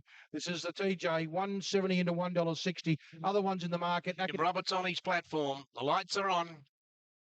Gates open, off and racing now, and Sizzling began okay. It was a good start out. Cabayan actually won the kick and goes to the lead. Domicativa, Courts Boy not far away, and Boban's going to settle back on the speed here. Sizzling back in about 5th position, being trailed there by Academus, and then Regular on the inside, and Agura Burr. Dancers on Stars is going back, followed by What a Gal, Toy Dini, then comes Choice Bro, and 9th Legion last of all, but Boban. He's raced away, going to the first corner, and Boban's open up by 5, Cabayan. 2 lengths, and then comes Choice Bro. 9th Legion last of all, 15 from the leader. Well, Boban's bolted away here at the 700. He's 7 in front, and K-Van is racing in 2nd spot, and they're followed by Sizzling going up the 3rd on the outside, followed by Courts Boy. Academus getting on the back of Sizzling as they come around the home turn where Boban's run off the track a bit here, and as they come into the straight, Boban led, Cabayan near the inside, and Sizzling is now called upon. Donicativa's running home, Academus and Dance on Stars coming down the outside. Cabayan took the shortcut, led up the 200. Sizzling and Academus, Dance on Stars, and then 9th Legion, Toydini down the outside. Cabayan is still the leader. Sizzling on the outside, trying to get to Cabayan. It's Cabayan and Sizzling. Sizzling and Cabayan. Sizzling gets level. Sizzling got up on the line and won the TJ, I'd say, from Cabayan in the last stride of the race. It's a photo for 3rd. 9th Legion, Academus, Toy Dini all in line. Close up there in the race and run. Was on Stars, followed by Courts Boy, and Boban bolted in the race and run last. Oh, number 1, Sizzling, a short price favourite. He saluted just in the nick of time. Look at that, how close that is. Cabayan, what a super performance by the son of Harada, son nearly giving... Bobbin just over-raced and charged, and Sizzling had to make a long run. I thought the effort was outstanding. Number 1 here, Madam Nash. The race. It's a photo for third. Colts sizzling, the first Group 1 winner for Snitzel, who's been siring a lot of winners so far this season and riding plenty of winners in Brisbane, is Chris Muntz, who has an unassailable lead. Today, and he won it. Yeah, look, it was the first day he'd actually really had to stick his head out and have a good dig, and you know, he took the field up a long way out, but he was still able to do it, and then he fought on pretty courageously, I thought. On face value, I suppose you'd nearly have to say he was more effective at the 1400, but I mean, he's won at a mile now, and I've got no reason to think that he won't run a strong mile. It's not as if he didn't have to do work in the run there yesterday. He had to cart the field up to that tearaway leader. Yeah, exactly. I mean, Choice Bro, I was following him through the run, and he dropped off at about the 700, 600 metre mark. He was struggling, and as you said, I had to take the field up. Not that I wanted to, but I was left with with that job. But he's very courageous. Maybe was to do it. Yeah. Look, just on that race, Cabayan, now he's a horse of the future. He's a horse that in the old TJ Smith or the handicap, he would have gone with 50 kilos and bolted that race in. And he had to cart the field up to Bowman there, who had a bee in his bonnet. I think we suspected that when Hugh Bowman had to neck him for half the race last time when he won. Bowman, yes. That was a bad Bowman. You told us all of For the Pete Moody trained galloper, son of Sababil, the Rough Habit and the Grand Prix winner. You've also got Zabillionaire 550 into 460 now. In fact, just back out to 480, the SA Derby winner. Further down, West-South-West, a last start winner in Melbourne. Queensland Derby. And I can tell you that the top two have been the best back two runners. Number one's a Billionaire, 550 into 480. And number two, Brambles, 370 into $3.30. Vatavai, $6. West-South-West. Good luck to my mate, Jerry Walsh. And Now, and West-South-West near the inside, one of the first to go. Tunes began okay. Pace Restaurant and Express Warrior began well, and here's Brambles and Victoria and Tickled and Isopack going forward, and Quintessential's out deep on the track, but it's Brambles running to the lead to the line the first time. Isopack is second, Tickle third, Quintessential fourth, a little bit wide. Then Victoria to Hunger getting into a good spot from West-South-West. They're followed by Tunes, Express Warrior a little bit deep to the turn out of the straight, followed by Red Shift. Brambles is the leader, going to the next corner at the 1,000 like he did on the Grand Prix at Doomben. He's hopping around the top corner of the track, and he's three clear. In second spot is Tickled. Quintessential is next on the outside, three to Isopack, 2.5, then two. West-South-West, then Victoria, Red Shift, and they're followed then by Tunes and to Hunger. Place for a start, Express Warrior next, followed by Raining Upon This Rock, Largo to Barra, Zabillionaire and Vatavai. They're a mile out of it with Screen Machine. League Triple is last of all, 600 metres left to go. And Brambles came to the home turn, 2.5 to Quintessential. Isopack is next, then West-South-West. Where's the rest of them? To Hunger next, and Red Shift as they came around the corner, but Brambles came past the 400. He's three clear. Quintessential, West-South-West to Hunger running home on the outside, followed by Red Shift, Isopack. Brambles in front coming to the 200. Quintessential trying to get out after it, then to Hunger. But Brambles is the leader with 100 metres left to go. Quintessential trying to bridge the gap. Brambles a length in front. Quintessential can't get there, and Brambles will lead all of the way. A great win of the Derby. From Quintessential, West-South-West into Hunger. Vatavai got home and it was all over. Zabillionaire never got in the call. They're followed then by back behind and tail back last was Tickled. Oh, what a dominant win there, number two, Brambles, for Peter Moody and Brad Rawiller, the son of Samabill, just holding on there from the gallant filly Quintessential in second. Big go, Alberton Park, heavily backed. There's the English interim dividends, race 6 at Eagle Farm on the Derby. Two Brambles, heavily. I was worried. Running them off their feet to win the Group 1 Queensland Derby yesterday. Beautifully rated, AT. But led all the way like that to win a Queensland Derby. And I can't remember one. It was a little bit roguish, wasn't it? I mean, we haven't had, might and power probably, but to find fast front running stayers is a very, very difficult task. They're born let loose and running along and just see the others trying to run them down. Quintessential's game. The horse that I want to follow out of the race is Vatavai. Zabillionaire I didn't think had much luck, but I think apart from Brambles and Quintessential's game, I really think that there's a big race in Vatavai. I'm not sure what it might be. It might be a race like the Sydney Cup in the order. Do not see Derby winners lead all the way. You just don't see it. Don't worry about Queensland Derbies. Derbies in general are not won by front runners. That horse used to pull his head off and not settle in his races. Moody's just said, okay, let's just let him run. That'll fix him. And it's worked. it's actually worked. He's a serious front running stayer. And I agree with that, Avi. He lost momentum if you see that helicopter shot, which emphasises it. He lost momentum at vital stages of that race and should have finished a lot closer. Whether he's just a wet tracker, I'm not so sure, but Quintessentia was brave. We are indeed, Bruce. Yeah, the favourite here, no surprise, Sea Siren. And the money has come as well, $4.80 into $4.40. What a super little filly she has been so far up there in Brisbane. Of course, she won the Light Fingers here in February in Sydney. And then she's gone and won the BTC Cup, the Group 1 and the Doomben 10,000. She's going for 3 Group 1s in a row here for Keith Biggs, John O'Shea and the team. Jimmy Cassidy, of course, on board, $4.80 into $4.40. Up the top there, number 1. 51, Listen Sun 81. Midsummer Music 31, Sistine Angel 26, Verena Sea Siren 480 into 440, and it's your sporting bet market mover Jim Cassidy for John O'Shea. They got the feature here in the June Stakes with Alberton Park. They're hoping to win the feature in Queensland. The Stradbroke 480 into $4.40. They're loading the game. Load. And Buffering win the Stradbroke from that barrier with the weight. He ran 4th in it last year. Stradbroke. Thank God you're here, the inside runner. And they're racing. Great start out. Sea Siren began brilliantly. And Cassidy quickly on the move. Wants to take it to the lead. He'll steady in a moment. Tiger T's coming up on the outside. Buffering is going quickly from out wide. And Listen Sun. And they're the first 4. Thank God you're here. Selling back 5th on the inside from Temple of Boom. From Spirit of Boom. Midsummer Music followed by Happy Zero. Pinwheel about midfield. Going round the first corner. Followed by Verena Miss. Then Wealth Princess and Triple Elegance. Followed by Shopaholic, Torio's Quest and Sistine Angel, and Feeling Ready last of all. 800 metres to go. Listen Sun is the leader next to Tiger T's.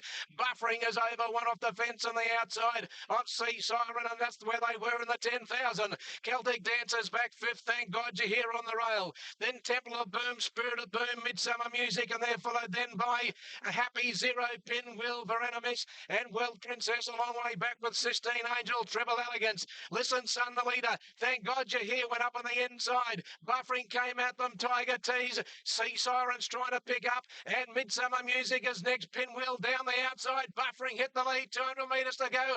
Midsummer Music coming at them. Temple of Boom. And Pinwheel down the outside. Buffering and Midsummer. Night Music the leader. But Midsummer Music fought on. Midsummer Music's taken the lead from Buffering. Draws away. Midsummer Music from either Buffering or Happy Zero. Pinwheel's run 4th. The next time in the race, Temple of Boom, Spirit of Boom. They're followed by Verena Miss Shopaholic. Tiger T's and Sea Siren, they capitulated.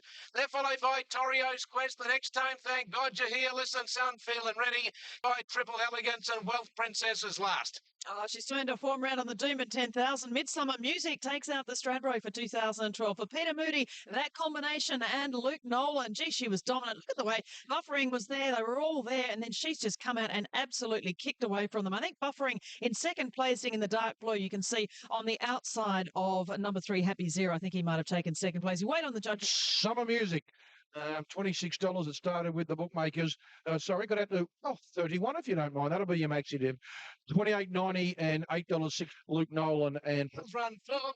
We weren't super confident going in. You know, she'd prep well for it, but we thought to be a genuine Group 1 contender. We needed it near bottomless, but I travelled like the winner a long way out, and she proved them all wrong. I hope someone had a bet on us. Oh, it's tremendous. You know, this is as good as it gets. You know, this is the ultimate in Queensland racing, and tremendous thrill. And I've got to be honest, I didn't expect it, and that makes it all the better. You would have been dreaming about winning a Stradbroke as a young boy. Yeah, no, it's been an unbelievable day, and it's been a tremendous day. You know the Maroons. It's fantastic. Like the Derby, went confident, but not so with this one. No, exactly. I doubted her, and she's made a mug out of me again, and I hope she continues doing it for a while. Midsummer Music, the first mare to win the Stradbroke in 76 years. And who would have thought when she won a Warwick Nabil maiden way back? Peter Moody wanted to sack her from the stable after that, and it was Linda Meach who rode at a victory that day, AT, that pleaded with him to stick with her, and it proved worthwhile yesterday. Well, you can have a look behind me here. It is absolutely bucketing now. So if the Stradbroke was run today, just think how far further that horse would have won by, because when the track dried out, everybody thought its chances were going to be diminished. Where it's bucketing down here today, it's pouring. So the club were lucky we got through yesterday. You know, this Stradbroke handicap, it was always going to get down to a couple of things, and in the end it did. First of all, Sea Siren had to break the weight carrying record, got found out.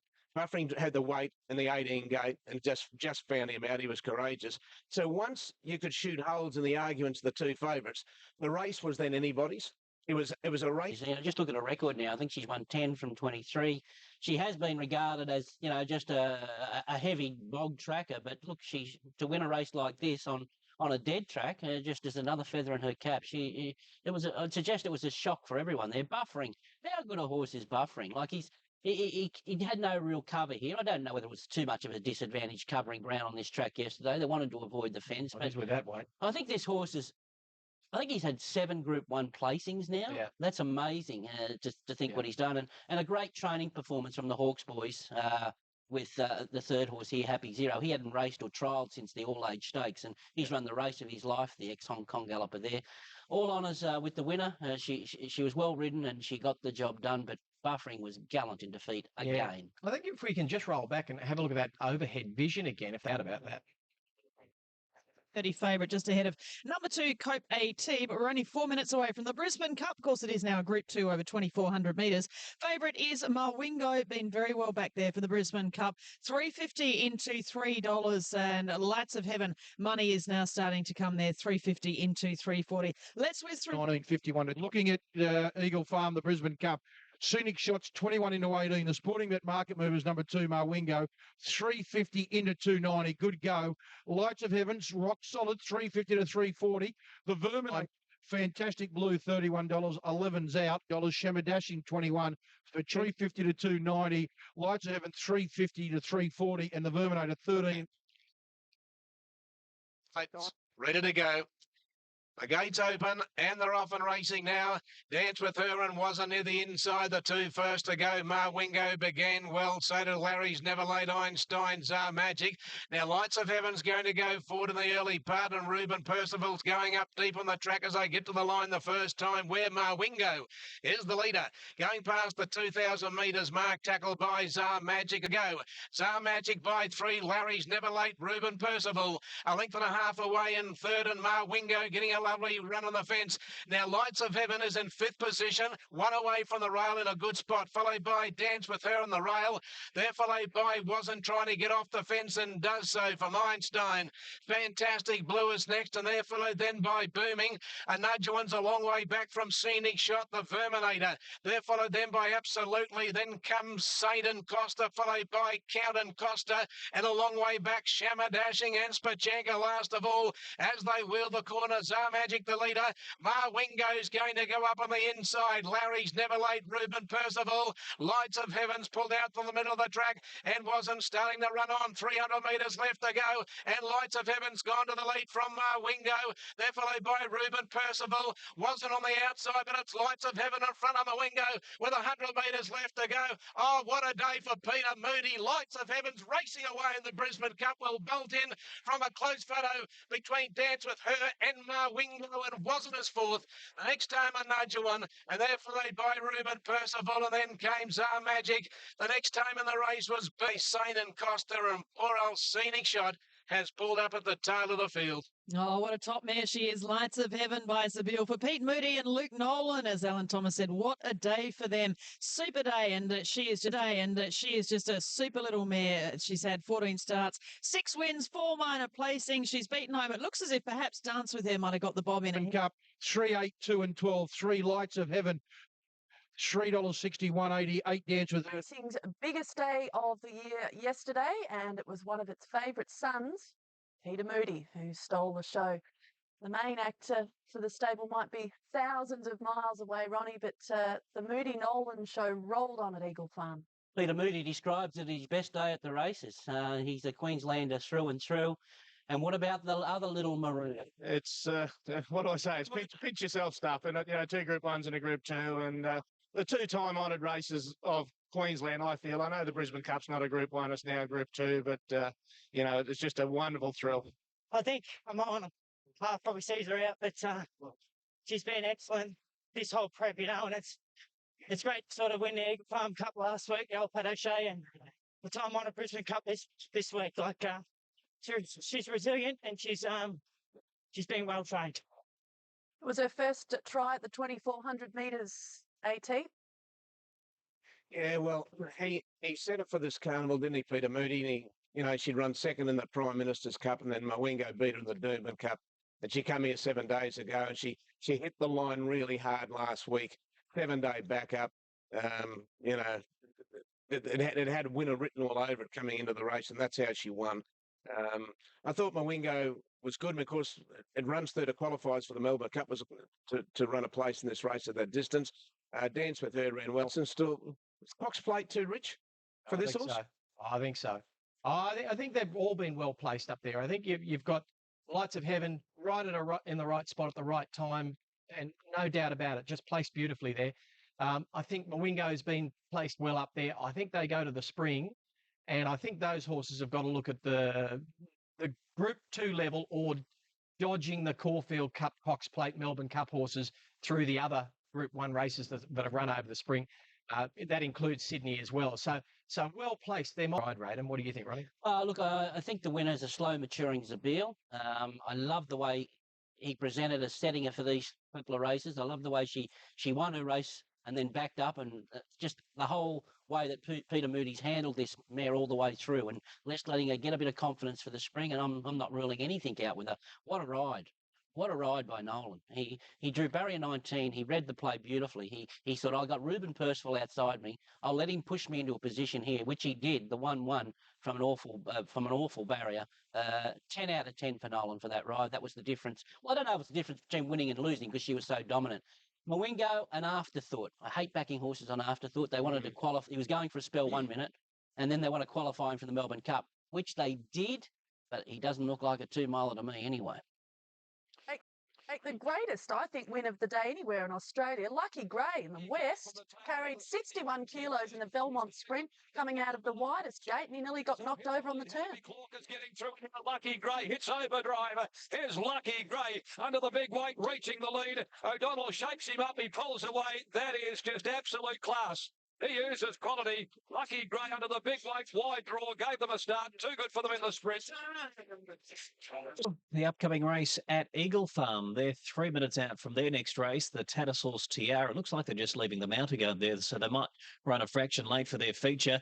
Soft Sand comes up at $4.90. Has been very well backed here. On track at Eagle Farm, just quickly, if I'll update you there quickly. Midsummer Music, $6.50 into 6. Red Tracer rock solid at $7, and the favourite Soft Sand $6 into $5.50 ad. So a very, very tight open market there. Group 1, 1,400 metres the distance. The lights are on.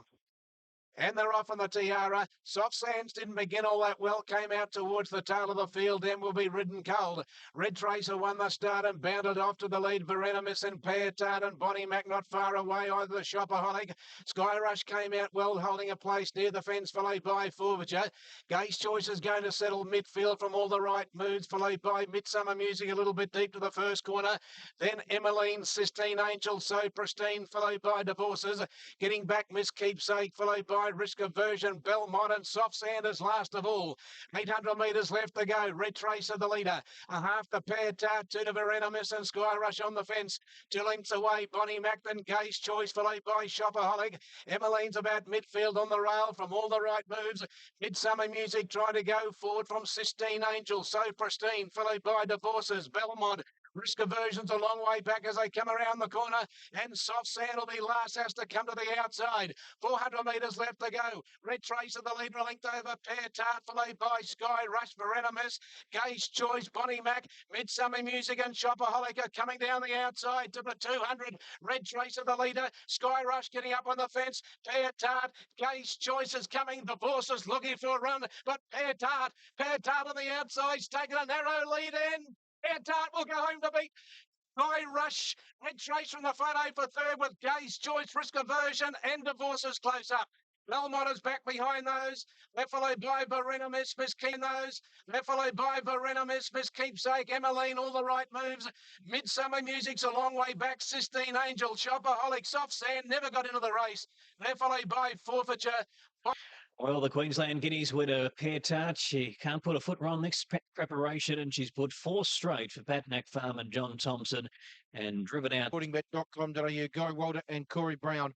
Sporting bet market mover here is number 6 to Here Hunter, $5 into $4.20. The next best back runner is From a Class 3 to a Group 1 in the space of 3 runs. John Thompson and Jeff Lloyd have tried to tell us this is a very good filly. We should have listened. I think most form pundits had it that her as just a wet tracker. Obviously not. She is a very, very good filly. To do what she did last time after a setback and then back it up with this performance was just outstanding. This was always going to be an on-pace race, and that's how it turned out. It was near impossible for the back markers here. Sky Rush Barrier 1 just sucked up and got the place there. Gay's Choice ran another great race. There was a run in this race, fair dinkum. Risk of Virgin, you could make a case to say that she's outstanding. She looks a little bit underrated there, Al. Yeah, no, she didn't get a lot of luck. That's her in the red colours with the gold cap, having to ease her come around the horse in the green colours. Verena Miss. But this is the horse they put the 10 stitches in the eye after she won the Class 3 here at Eagle Farm. They put her on the float. She whacked her head. They had put 10 or 12 stitches in an eye. Then she had to have time off. And then she came back and she won that midweek, then the Guineas, and yesterday, all on rain affected tracks. And a lot of people thought that she was a wet tracker. Well, they had a bit of give in the ground yesterday, but she had a wide barrier. She faced the breeze and she ran them down. She's off now. Her main mission, I think, is the Maya Classic at Flemington in the Carnival. It's the Hyperion Stakes, one of the features this afternoon on Sky Racing. Belmont, 1,600 metres. Lucky Grey, $1.40 is the dominant favourite here in race number 2 this afternoon from Belmont. It's the Hyperion Stakes. Lucky Grey dominating the betting at 3's on. Here's Darren. Out there in the stalls, but they spring open. Racing Grand Nirvana anticipated the start brilliantly off the inside and was the first to go. He won't be there for long as Late Night Flighter goes up now and attacks for the lead. And so it's Late Night Flight waltzing straight to the lead at the end of 200, heading Grand Nirvana. Battle Emblem settling down third. Rosie Rockets on the fence, and O'Donnell was able to drop the long odds on pop behind them. Lucky Grey, fifth in the clear, just cruising along. Rosie Rocket handily placed. O'Donnell smoking the pipe back with the Grey as they work to the 750. Lucky Grey in fifth place and no more than 4 or 5 lengths from the leader. A length and a half to Reimbursement, who's up tracking Lucky Grey, then Guest Wing, followed further back by Colour Correct, who need to get a wriggle on as they quicken from the bend. Then Monaghetti and Dow Old Fella. They're homeward bound in the Hyperion at the 450, and Late Night Flight tackled and quickly headed by Grand Nirvana. It's Grand Nirvana sprinting to the lead. Rosie Rocket into the clear, and now O'Donnell calls upon the fave. Lucky Grey beginning to wind up as Grand Nirvana heads to the 200 clear. Grand Nirvana, Lucky Grey with a fight on his hands, starts to dig in. Grand Nirvana, Lucky Grey, Rosie Rocket. Grand Nirvana's in front. Lucky Grey about to level up with him. O'Donnell pulls the whip. The Grey's too good. Lucky Grey, he's done it again. Lucky Grey home in the Hyperion. Wins from Rosie Rocket or Grand Nirvana. They gap the others a long way back. Reimbursement, Battle Emblem, Colour Correct, and Late Night Flight from Monaghetti. Our Old Fella second last, and trailing them home last of all, the stayer Guest Wing. Lucky Grey took the length of the home straight to run a very good galloper down in Grand Nirvana with Rosie Rocket between them. He had to muscle him up a little today, though. It built another notch, and that's his 10th win from 13 starts. And, of course, on the way through, he's now collected 5 group victories and has assured himself as Tuesday night. Let's bring you up to date on these TAB sports bet markets that are being operated on 5 of the feature races. This is the first race, 11:30 Tuesday night Eastern time. Frankel the favourite. So You Think won't be lining up in the race. Helmet likely to be at this stage, a 36 lining up in the Queen Anne. That'll be the first race. Now, straight after that, at 5 minutes past midnight, late Tuesday night, 5 minutes into Wednesday morning, Ortensia lines up in the King's Stand. Bated Breath, they'll probably pay up tonight, Sunday night race as the next one. And this is where So You Think is destined to line up. A $2.40 favourite. A couple of these have been, in these 2 whales as it stands right now. A final race will be, for us, the Diamond Jubilee. Now, it's next Saturday night into Sunday morning at 12:45. Black Caviar's the favourite, obviously, with our market and around the world. But don't underestimate Moonlight with our market and around the world. But don't underestimate Moonlight Cloud. And if you got the 1 to 5 this morning, you're on a horse. Tremendous value now. because Frankel is trading at 1-9 for the Queen Anne Stakes. A situation that has never been seen before in this event. 1-9, Frankel. It's 6-1 Accelerate from 25. Helmet, who was held in such high regard by Sheikh Mohammed down under, but has been absolutely useless recently, is at 25s. Side glance at 40s. He is the mighty Frankel, unbeaten in his glittering career to date. And he's just coming round to... Like this before. In British racing, we simply do not get 1 to 10 shots in Group 1 races, Gary. Racing in Europe is so...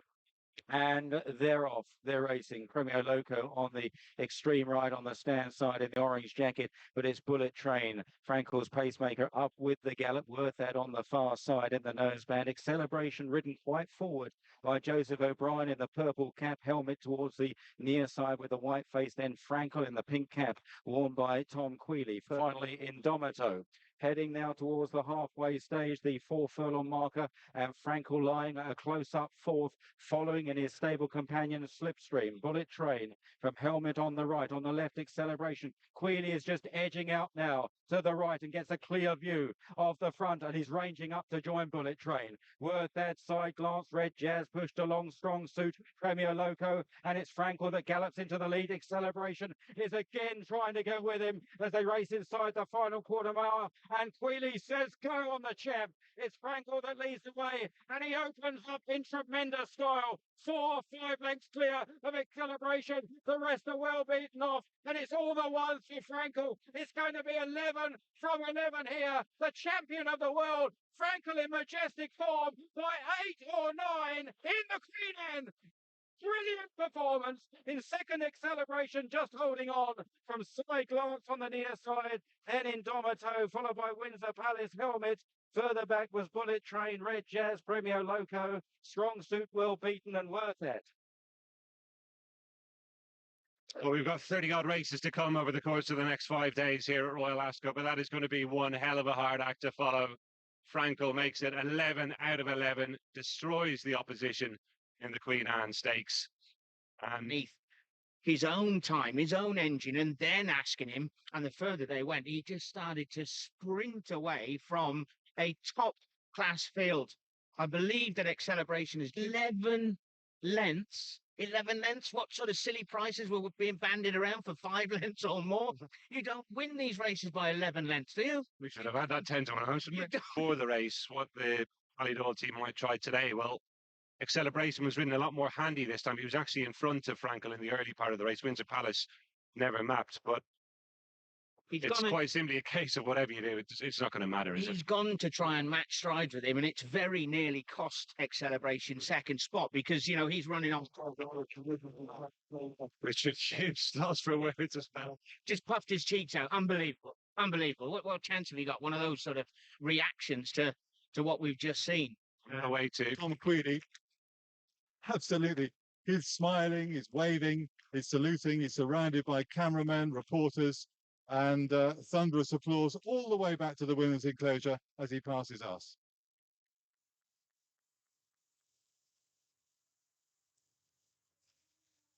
To get a real goosebump moment with the horses and the industry that we work in, but that was definitely one of them. Now, I don't know about you, Ronnie, but I think this is the best performance by a racehorse I've ever seen. Frankel in the Queen Anne Stakes. Well, I don't think you're going to get too many arguments from anyone. I think he was ridden to make a statement, worrying about what was going to happen on the last day, but he performed. He was asked to perform, and he did perform. Have a look at this. Worth that side glance, Red Jazz pushed along, strong suit, Premier Loco, and it's Frankel that gallops into the lead. Acceleration is again trying to go with him as they race inside the final quarter mile, and Quealy says go on the champ. It's Frankel that leads the way, and he opens up in tremendous style. 4 or 5 lengths clear of Acceleration. The rest are well beaten off, and it's all the ones for Frankel. It's going to be 11 from 11 here. The champion of the world, Frankel in majestic form by 8 or 9 in the Queen Anne. Brilliant performance. The provisional time form rating of 147. Frankel is the highest rated animal ever to have walked the earth. least since the ratings have been published.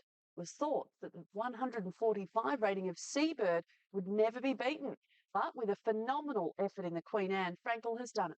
Ratings are speculative and subjective and can be debated ad nauseum, but this is bred to win, so we thought we'd analyse how the plus 140 monsters listed here have gone as stallions. Seabird side the champions LA France and Little Carrot. Paul Masara joins me on the track. Now, of course, the trainer of Ortensia. First of all, what do you make of it?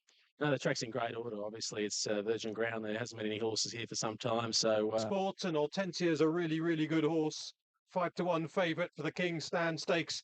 And in many ways, fans of Black Caviar. Hammond, but one of the first to show on the near side with a more proper and Stone of Falco are also showing up well as they make their way up the centre of the racecourse. Little Bridge is quite prominent over on the far side. Also Tangerine Trees over there with Hamish McGonigal and Ponty Acclaim.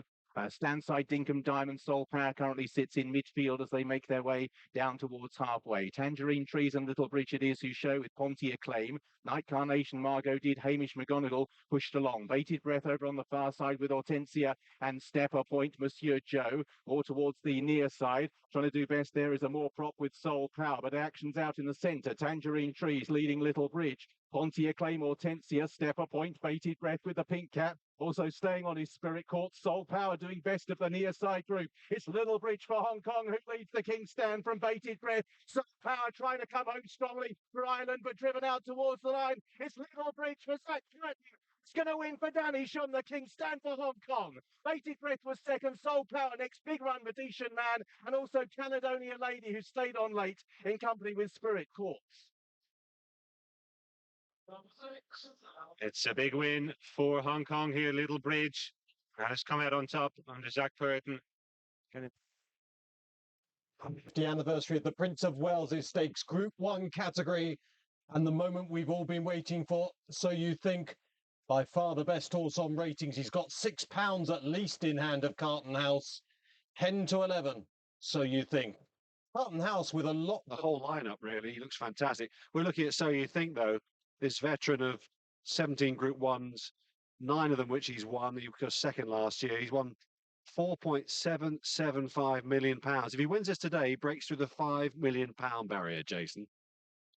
He's certainly a phenomenon, as we were. They're off and racing. Farah was just a little bit up in the air as the stalls open. So You Think heads forward, as does pacemaker Robin Hood. Colombian in the green jacket, with Carlton House restrained behind the pace, just a little keen.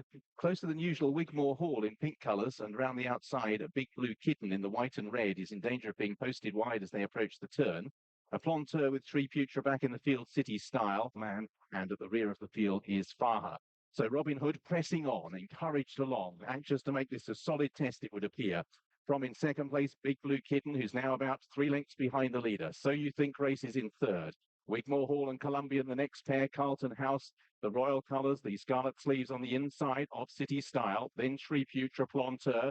Far will have to pass them all to win, along with Reliable Man would be 10 lengths behind Robin Hood, who makes the turn now at the half-mile point, leading by 2 lengths from Big Blue Kitten. So You Think poised in third place, Wigmore Hall on the outside of Colombian. Then Carlton House on the inside of City Style, Tree Future, Planteur. Far and then behind these Reliable Man, Robin Hood with Big Blue Kitten. So You Think now is poised behind the leaders, Joseph O'Brien having to decide when to go. Carlton House angling amongst horses now moves through as well to deliver a challenge. So Carlton House for the Queen, and So You Think the big two in the Prince of Waleses have moved on from Colombian Wigmore Hall. Now on the far side, the Royal Runner Carlton House. So You Think for the narrow advantage. So You Think by a neck from Carlton House. They remain clear, and it's So You Think driven out towards the line, who's 2 to 3 lengths clear and will take his prize money through the £5 million barrier. So You Think a world star won the Prince of Waleses. Second for Cuss, possibly Carlton House. Far and Reliable Man both met trouble in running and have come home strongly. Behind these City Style, and behind those was Tree Future all the way back to Robin Hood. So You Think, runner-up 12 months ago behind Rewilding, wins the Prince of Waleses, and it's his 10th Group 1 of a wonderful career. Joseph O'Brien for Aidan O'Brien in the colours of Derek Smith has beaten, but you have to hand it to this horse. His constitution is magnificent. It really is. My favourite Carlton House at 7 to 2 and Farah 6 to 1. Carlton House. Trainer Aidan O'Brien, shortly after the race, admitting the error of his ways in training. So you think he's finally found the key to the horse? Yeah, well, I don't know if he's found the key to the horse. He's certainly a champion racehorse. This was a dominant win. Obviously, the horse is going to stud now, so they're pulling the Coolmore line out. You know, should it be unbeaten? And we've just realised that how to train this horse. But look, take nothing away from him. He's an absolute star in his own right, and this is a dominant win. Look, have a look at this far. This third horse here along the fence. He should have nearly won this race. If you go back and analyse it, he got held up all the way and lost a lot of momentum. Nice horse, that third horse. Yeah, look, looking into the future. The Quinella from last year's Melbourne Cup will be in the race. Junadin and also Red Cadeau will be clashing. Sea Moon is on the top of the top as well. And Jackalbury, of course, Moon, 13-4 in front of Aiken, the top one at $4.60. And then it's out to number 9, Memphis. One now, Dunedin. Been very well backed all day. 6 Memphis, Tennessee, 9-1. So a mile and a half in front of the field. They start on the descent towards Swinley Bottom, and out wider Testosterone is making her way forward with Memphis, Tennessee. At this stage, there's 5 or 6 deep for the lead, with the white face of Aiken relatively prominent at this stage, in company with Quest for Peace. Dunedin is another who's front rank. So it's Memphis, Tennessee and Testosterone leading from Memphis, Tennessee. Up on the outside, Aiken moves past Quest for Peace. Hunter's Light follows that one through. Sea Moon tries to do the same. And now Aiken moves right to the leader, Skirths, as Testosterone turns for home. So Testosterone with Aiken poised. Fiorente's had a nice trip in behind these Hunter's Light in the blue. Sea Moon, the pink cap, Red Cadeau, having been outpaced, is now staying on strongly. Dunedin has lost ground as Aiken commits and goes for home. 2 furlongs out. And it's Aiken for Will Buick. Ryan Moore on the outside and Sea Moon. And this time it's Ryan Moore who plays his hand and goes to the front. Sea Moon leads Aiken. From back in third place, Jackalby. Then Fiorenti. Riccano is still staying on, but Sea Moon has a big lead entering the last. It's 4 legs. Riccano is running on. Dunedin, having been outpaced, is also flashing home. Not past his old adversary. It's getting past Sea Moon, and wins the Hardwick well for Ryan Moore and Sir Michael Stout. Dunedin second, Red Cadeau again 1 place behind him in third. Aiken next home from Jackalbury, then Fiorenti, Hunter's Light. So much well. Well, the real Sea Moon has arrived today. He's the horse, and he's certainly back, and he's a force to be reckoned with. He's beaten Dunedin, the second and third, with a winner in the second in the Melbourne Cup, Dunedin and Red Cadeau. It's rock solid form, really good form. Ryan Moore now draws level with William Buick in the Ascot Jockeys title. I'll give you, and I think, is he level? I think, is it 4-4? I'll check on that. Yeah, it is 4-4. 4-4. Yeah. Well, I'll tell you what, Ryan, Impressive. Bob, you picked him out in running from some way down. Huge crowds filled Royal Ascot on the 4th day of this carnival. The talk on the turf is about one horse. So you heard of a horse that is in top shape, and she'll jump from barrier 15. But her problem may be the track, which has been downgraded from good to soft. It's well known here in Melbourne. I know that it's a beautiful night in Victoria, and all the Victorians are coming. Walk into the racecourse, there are millions of flags, ties, Australians. It's unlike any day I can remember. It is, and you know, we've all bought into the Wondermare, haven't we? We're all really enjoying it, and it'll win internationally and make it 22 from 22. Behind us in the next hour or so here at Federation Square, we're hopefully going to see a couple of thousand people brave the cool conditions and come and watch Black Caviar, hopefully, cross the fingers, storm to victory. 26 part. Yeah, she's relaxed and she's settled in an absolute peach. There we are, and that's Nice to hear the ground's been drying out over the last couple of days. It's now officially good. a little bit of a winter coat on her. She's quite swaggered. She stamps and hits the ground hard, doesn't she? She comes round past you. Fascinating thing was when she walked out. Well, she is now 1-6, 5-1 Moonlight Cloud. Why is nothing drifting? You're right. Let's see her win and the place erupt. That's what we want. With filly, the horse that could be the big threat to Black Caviar. They're just about lined up for the Diamond Jubilee Stakes, 6 furlongs. And they're away, racing, slow to go, Blue the Start Society Rock. Well Out Soul, who goes off quickly. On the stand side, it's Bogart, tracked by Black Caviar. Tracking Soul down the centre, Jimmy Stars in the yellow jacket from SK Love. Towards the stand side, tracking Black Caviar is Restier d'Argent, followed by Pastoral Player, Raw Outcock out the back with Society Rock, and also Genki and the Checkers towards the rear. Moonlight Cloud is buried in the field about 8th or 9th as they race through the first 2 furlongs or so. And Soul has gone off quickly here from Bogart in second inside the 3. Black Caviar travelling comfortably on the right in 3rd place. They're followed by Krypton Factor, SK Love on the far side, Restier d'Argent, Moonlight Cloud in the white jacket, beginning to try and get on terms with Black Caviar. Luke Nolan shakes up Black Caviar. What can she find? Soul went very fast. Black Caviar takes it up now, chased by Restier d'Argent. Moonlight Cloud is attacking on the stand side. Then Soul, Krypton Factor, Black Caviar's in front. Here comes Moonlight Cloud on the stand side with Restier d'Argent, a twin French assault. Black Caviar needs the line. He's easing up. He's just scraped in. Oh, he do it. But Black Caviar, she's still upbeat. I think she's just scraped in. Moonlight Cloud and Restier d'Argent breathing down her neck. Then Serious Prospect and Soul and Triple.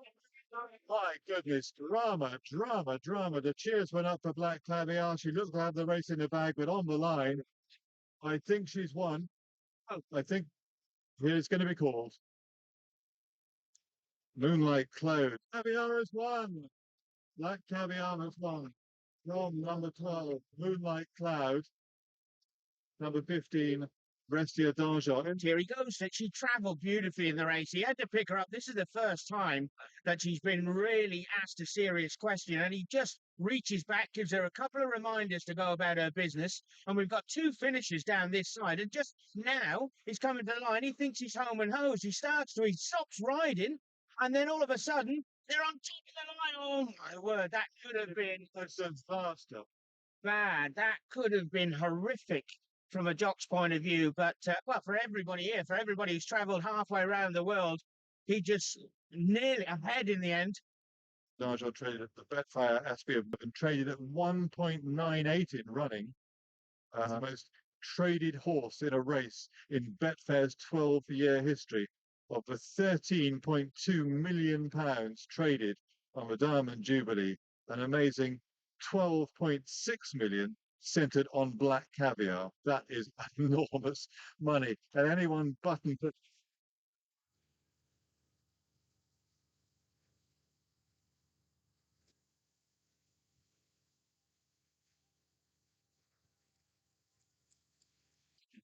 extraordinary reactions. They were thinking, well, here we go.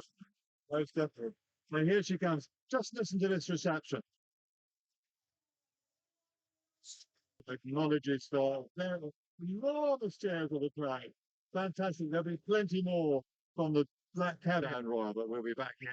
Good luck if you're having a bet wherever they're going to. I think at Royal. People nearly here at Ascot want to know, Luke, what happened in the closing stages? I was probably just underestimating the testing track of Ascot. I was kind of late, and she'd had enough, and the big engine throttled right down. It's quite unfortunate because it's going to overshadow what was a very good win. They're going to talk about more about my brain fade than the horse's fantastic effort.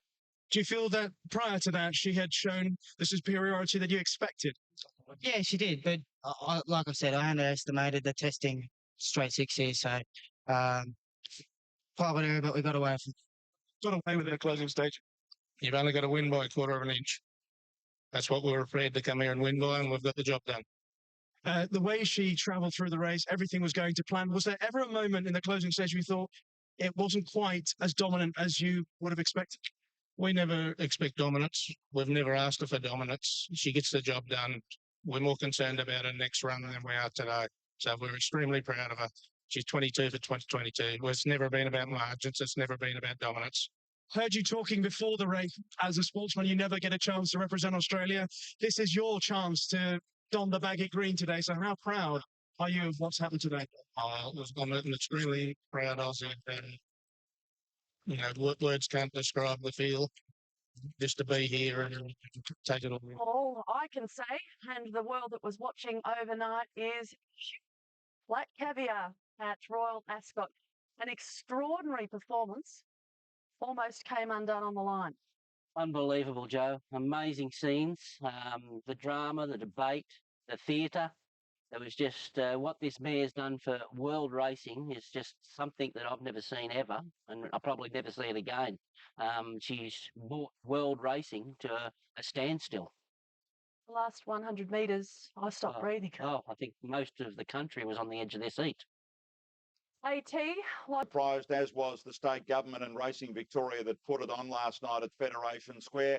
Look, it's hard to say. More than 2,000, I think, were there at the peak when they were watching the race. It was extraordinary stuff. Black Caviar, though, talking with Peter Moody in the last hour, is that she's certainly not retired. He did use the retired word in a media conference. Whether it's a quarter of an inch, a quarter of a length, or a quarter of a furlong, it doesn't matter. She won. Interestingly, Luke Nolan very philosophical after the race in that interview. It's Swagmine, she got beat. Plenty of distress with Luke Nolan there. You can see he was animated and he was distressed. Similar with Peter Moody. You know, there's so much pressure on him with a man like this to go travel all the way around the world, going from a winter to the summer. You know, you can all think you got her in order, but clearly she wasn't at her best. She wasn't at her best, and she still got the job done. The Poms might not want to think that. They might, you know, reading some of the press this morning, the Racing Post, the blunder from down under, you know, like that she doesn't deserve press like that. She's an absolute champion. She's done more for world racing than, like I said earlier, than I've ever seen. I'm wondering whether he misjudged the winning post, to tell you the truth. I reckon he just may have thought he'd hit the post and then realised, no, I haven't hit the post. Gee, So when you watch that side-on angle, it was mine. What a great call from the caller there, a graphic race call from that fellow that called it. Phenomenon of her, we had Frankel drawing 40,000 to Royal Ascot on the first day. She drew 80,000 on there on the last day. So it just shows you the power of Black Caviar, which you've seen. Right, that this Lightning Stakes. Did you get caught up in the fever of Royal Ascot Gator? Never barracked so hard in my life in the last 100 metres of a race without having a bet. And we're just glad that she lasted. Look, she did have the fastest sectional between the 400 and the 200, so she got away from them at that point of the race and fell in. But on ratings and times, and they're not everything, but she had to win. If she ran up to her best, that's a 6 or 7 length victory. So that's how far she was below her best. The other aspect of the Bullet Train with Frankel, exuberant on the descent. Are in third place, just a couple of lengths off them. For the first time, Frankie Dettori is changing his hands, and Bullet Train with Frankel, Imperious alongside at the moment. Looks last over the shoulder. Bahar pulls out, and Gabriel, they're both trying to mount their challenges, but Frankel continues on his Imperious way, passing the two. Bahar being pushed along, then Bullet Train, and then Gabriel. The moment about to evolve when Frankel, the button is pressed, and he begins to stretch away. Bahar in second place. This is the moment. This is what makes him such a great racehorse. An instant turn of foot on horses that are top class in their own right are made to look pedestrian. Frankel dismisses his rivals with contempt. 12 out of 12, a second Kitco Sussex Stakes, an 8th Group 1. It's a pleasure to be around them, and it's an awful privilege for me. But you said that this should put him spot on for the remainder of the campaign, which is an extraordinary thing to say about a Group 1 in itself. As regards the 10 furlongs of the Juddmonte International, is there a chance that he could be yet better? I don't know. See, how much better do you want him to get?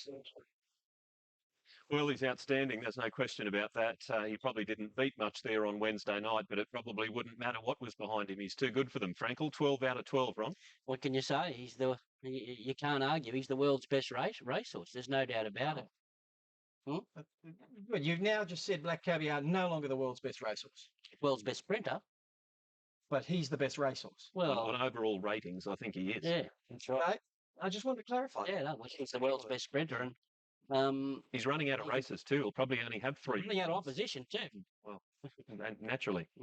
All right, we also had some great international racing on Friday night, and a big win for Australia. Ortensia, she's had a good campaign over there in Europe during the summer, winning that big race in Dubai, of course, and a Group 2 at Goodwood on Friday. Well, stripes with the black cap tracking Pabusar. Humidor is still well towards the rear of the field. Massamar beyond desire on the stand side, far side Tangerine Trees leads over there from Stoner Folker, and Angels Will Fall. Now in the centre, Hortensia begins a challenge, also trying to stay on his Amor prop. Pabusar side, near side with Spirit Courts, Massimar and Noble Storm wide across the course. Massimar, Spirit Courts, Ortensia right down the centre.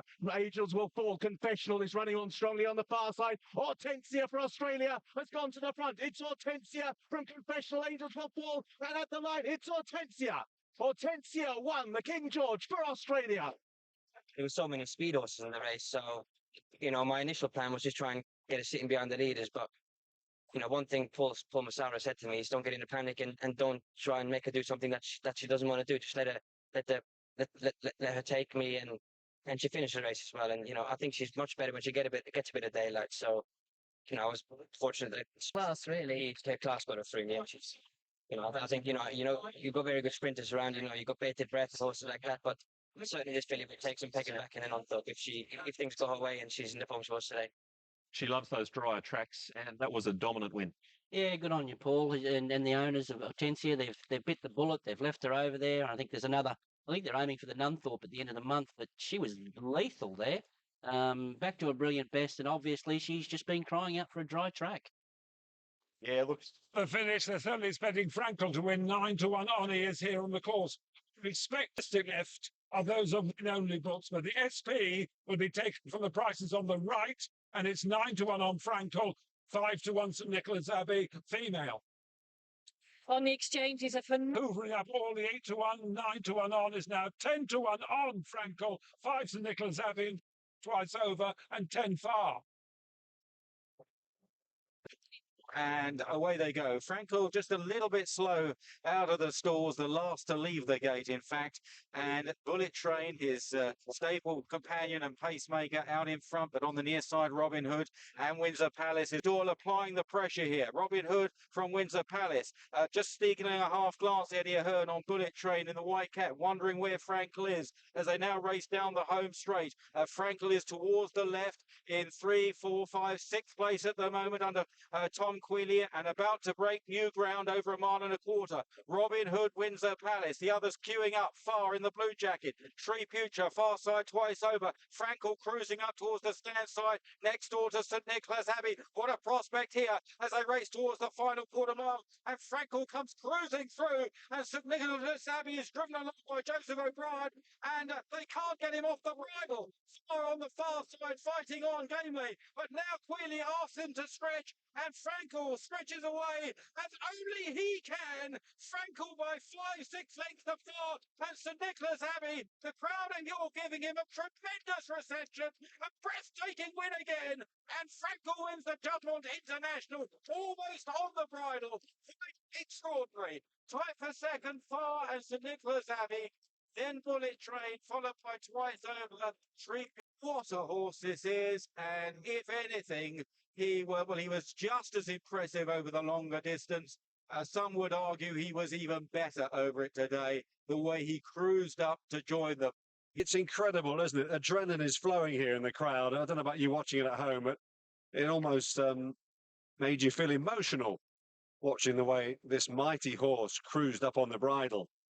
As such as St Nicholas has a fantastic afternoon to be here.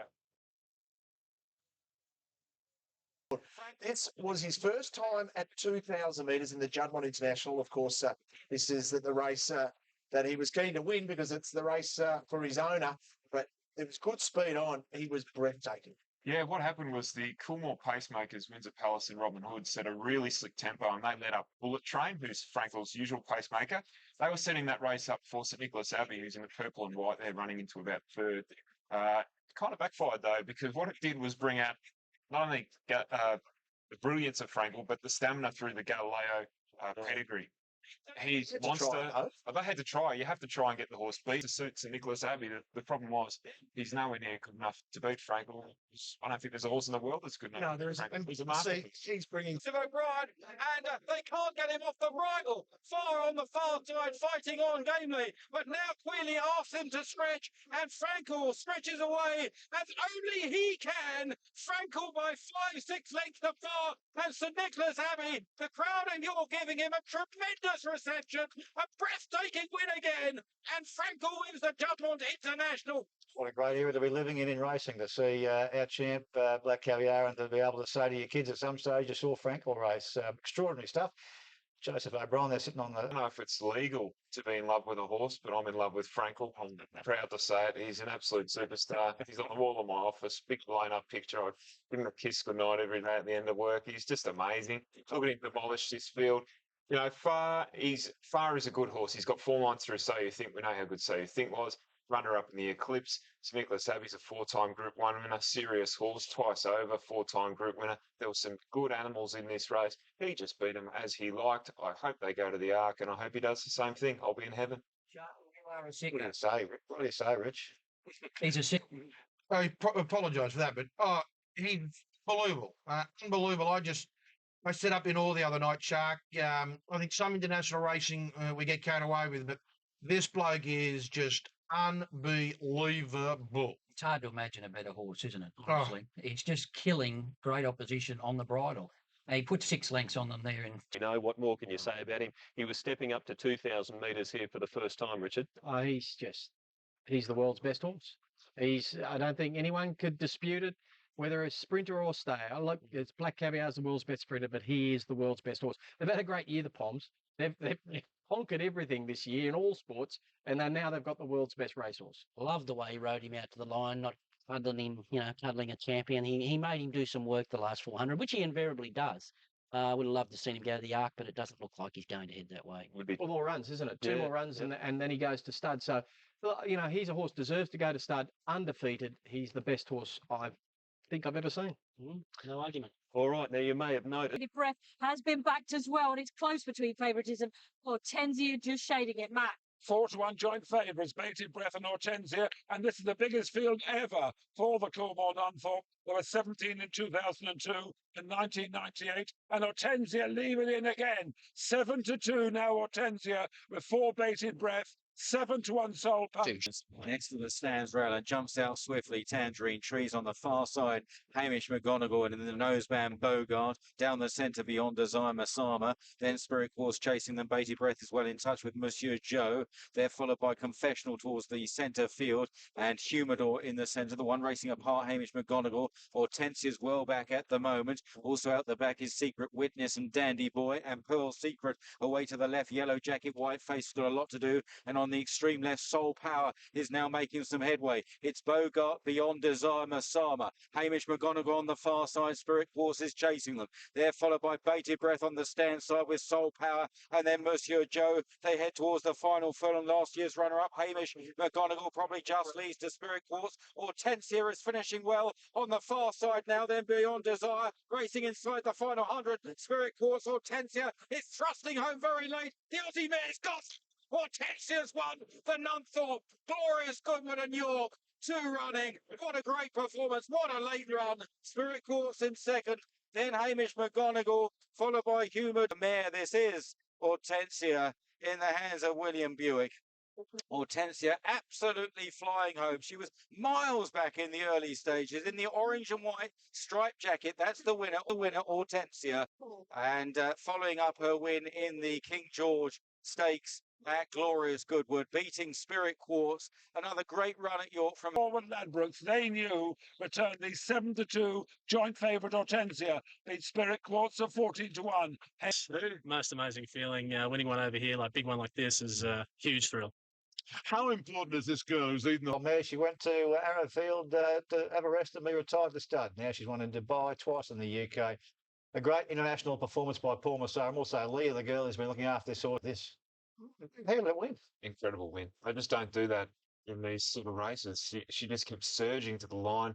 You thought she was absolutely beaten and going to run at best a nice sort of 5th or 6th, but William Buick commented after the race that was the fastest last 2 furlongs that he's ever ridden on any horse that he's ever sat on. He sat on some good ones, and she was going right away from them on the post too. Great stuff, wasn't it, Rich? And well done to the Tels Foundation from that night, which would be great. Yeah, brilliant win. It was something like Dubai, wasn't it? Even though she came down a different part of the track, but she looked in an impossible position there. And Paul's had a mixed week. He lost. Affected track. She got a long way back, but as we know, she's got that big sprint. Wow, how explosive was she? She's just, that's her trademark. Just attacked the line, savage motored there, and I think they broke 58 seconds. So it must have been too wet there. And she's done Australia and all the connections proud. What about Frank?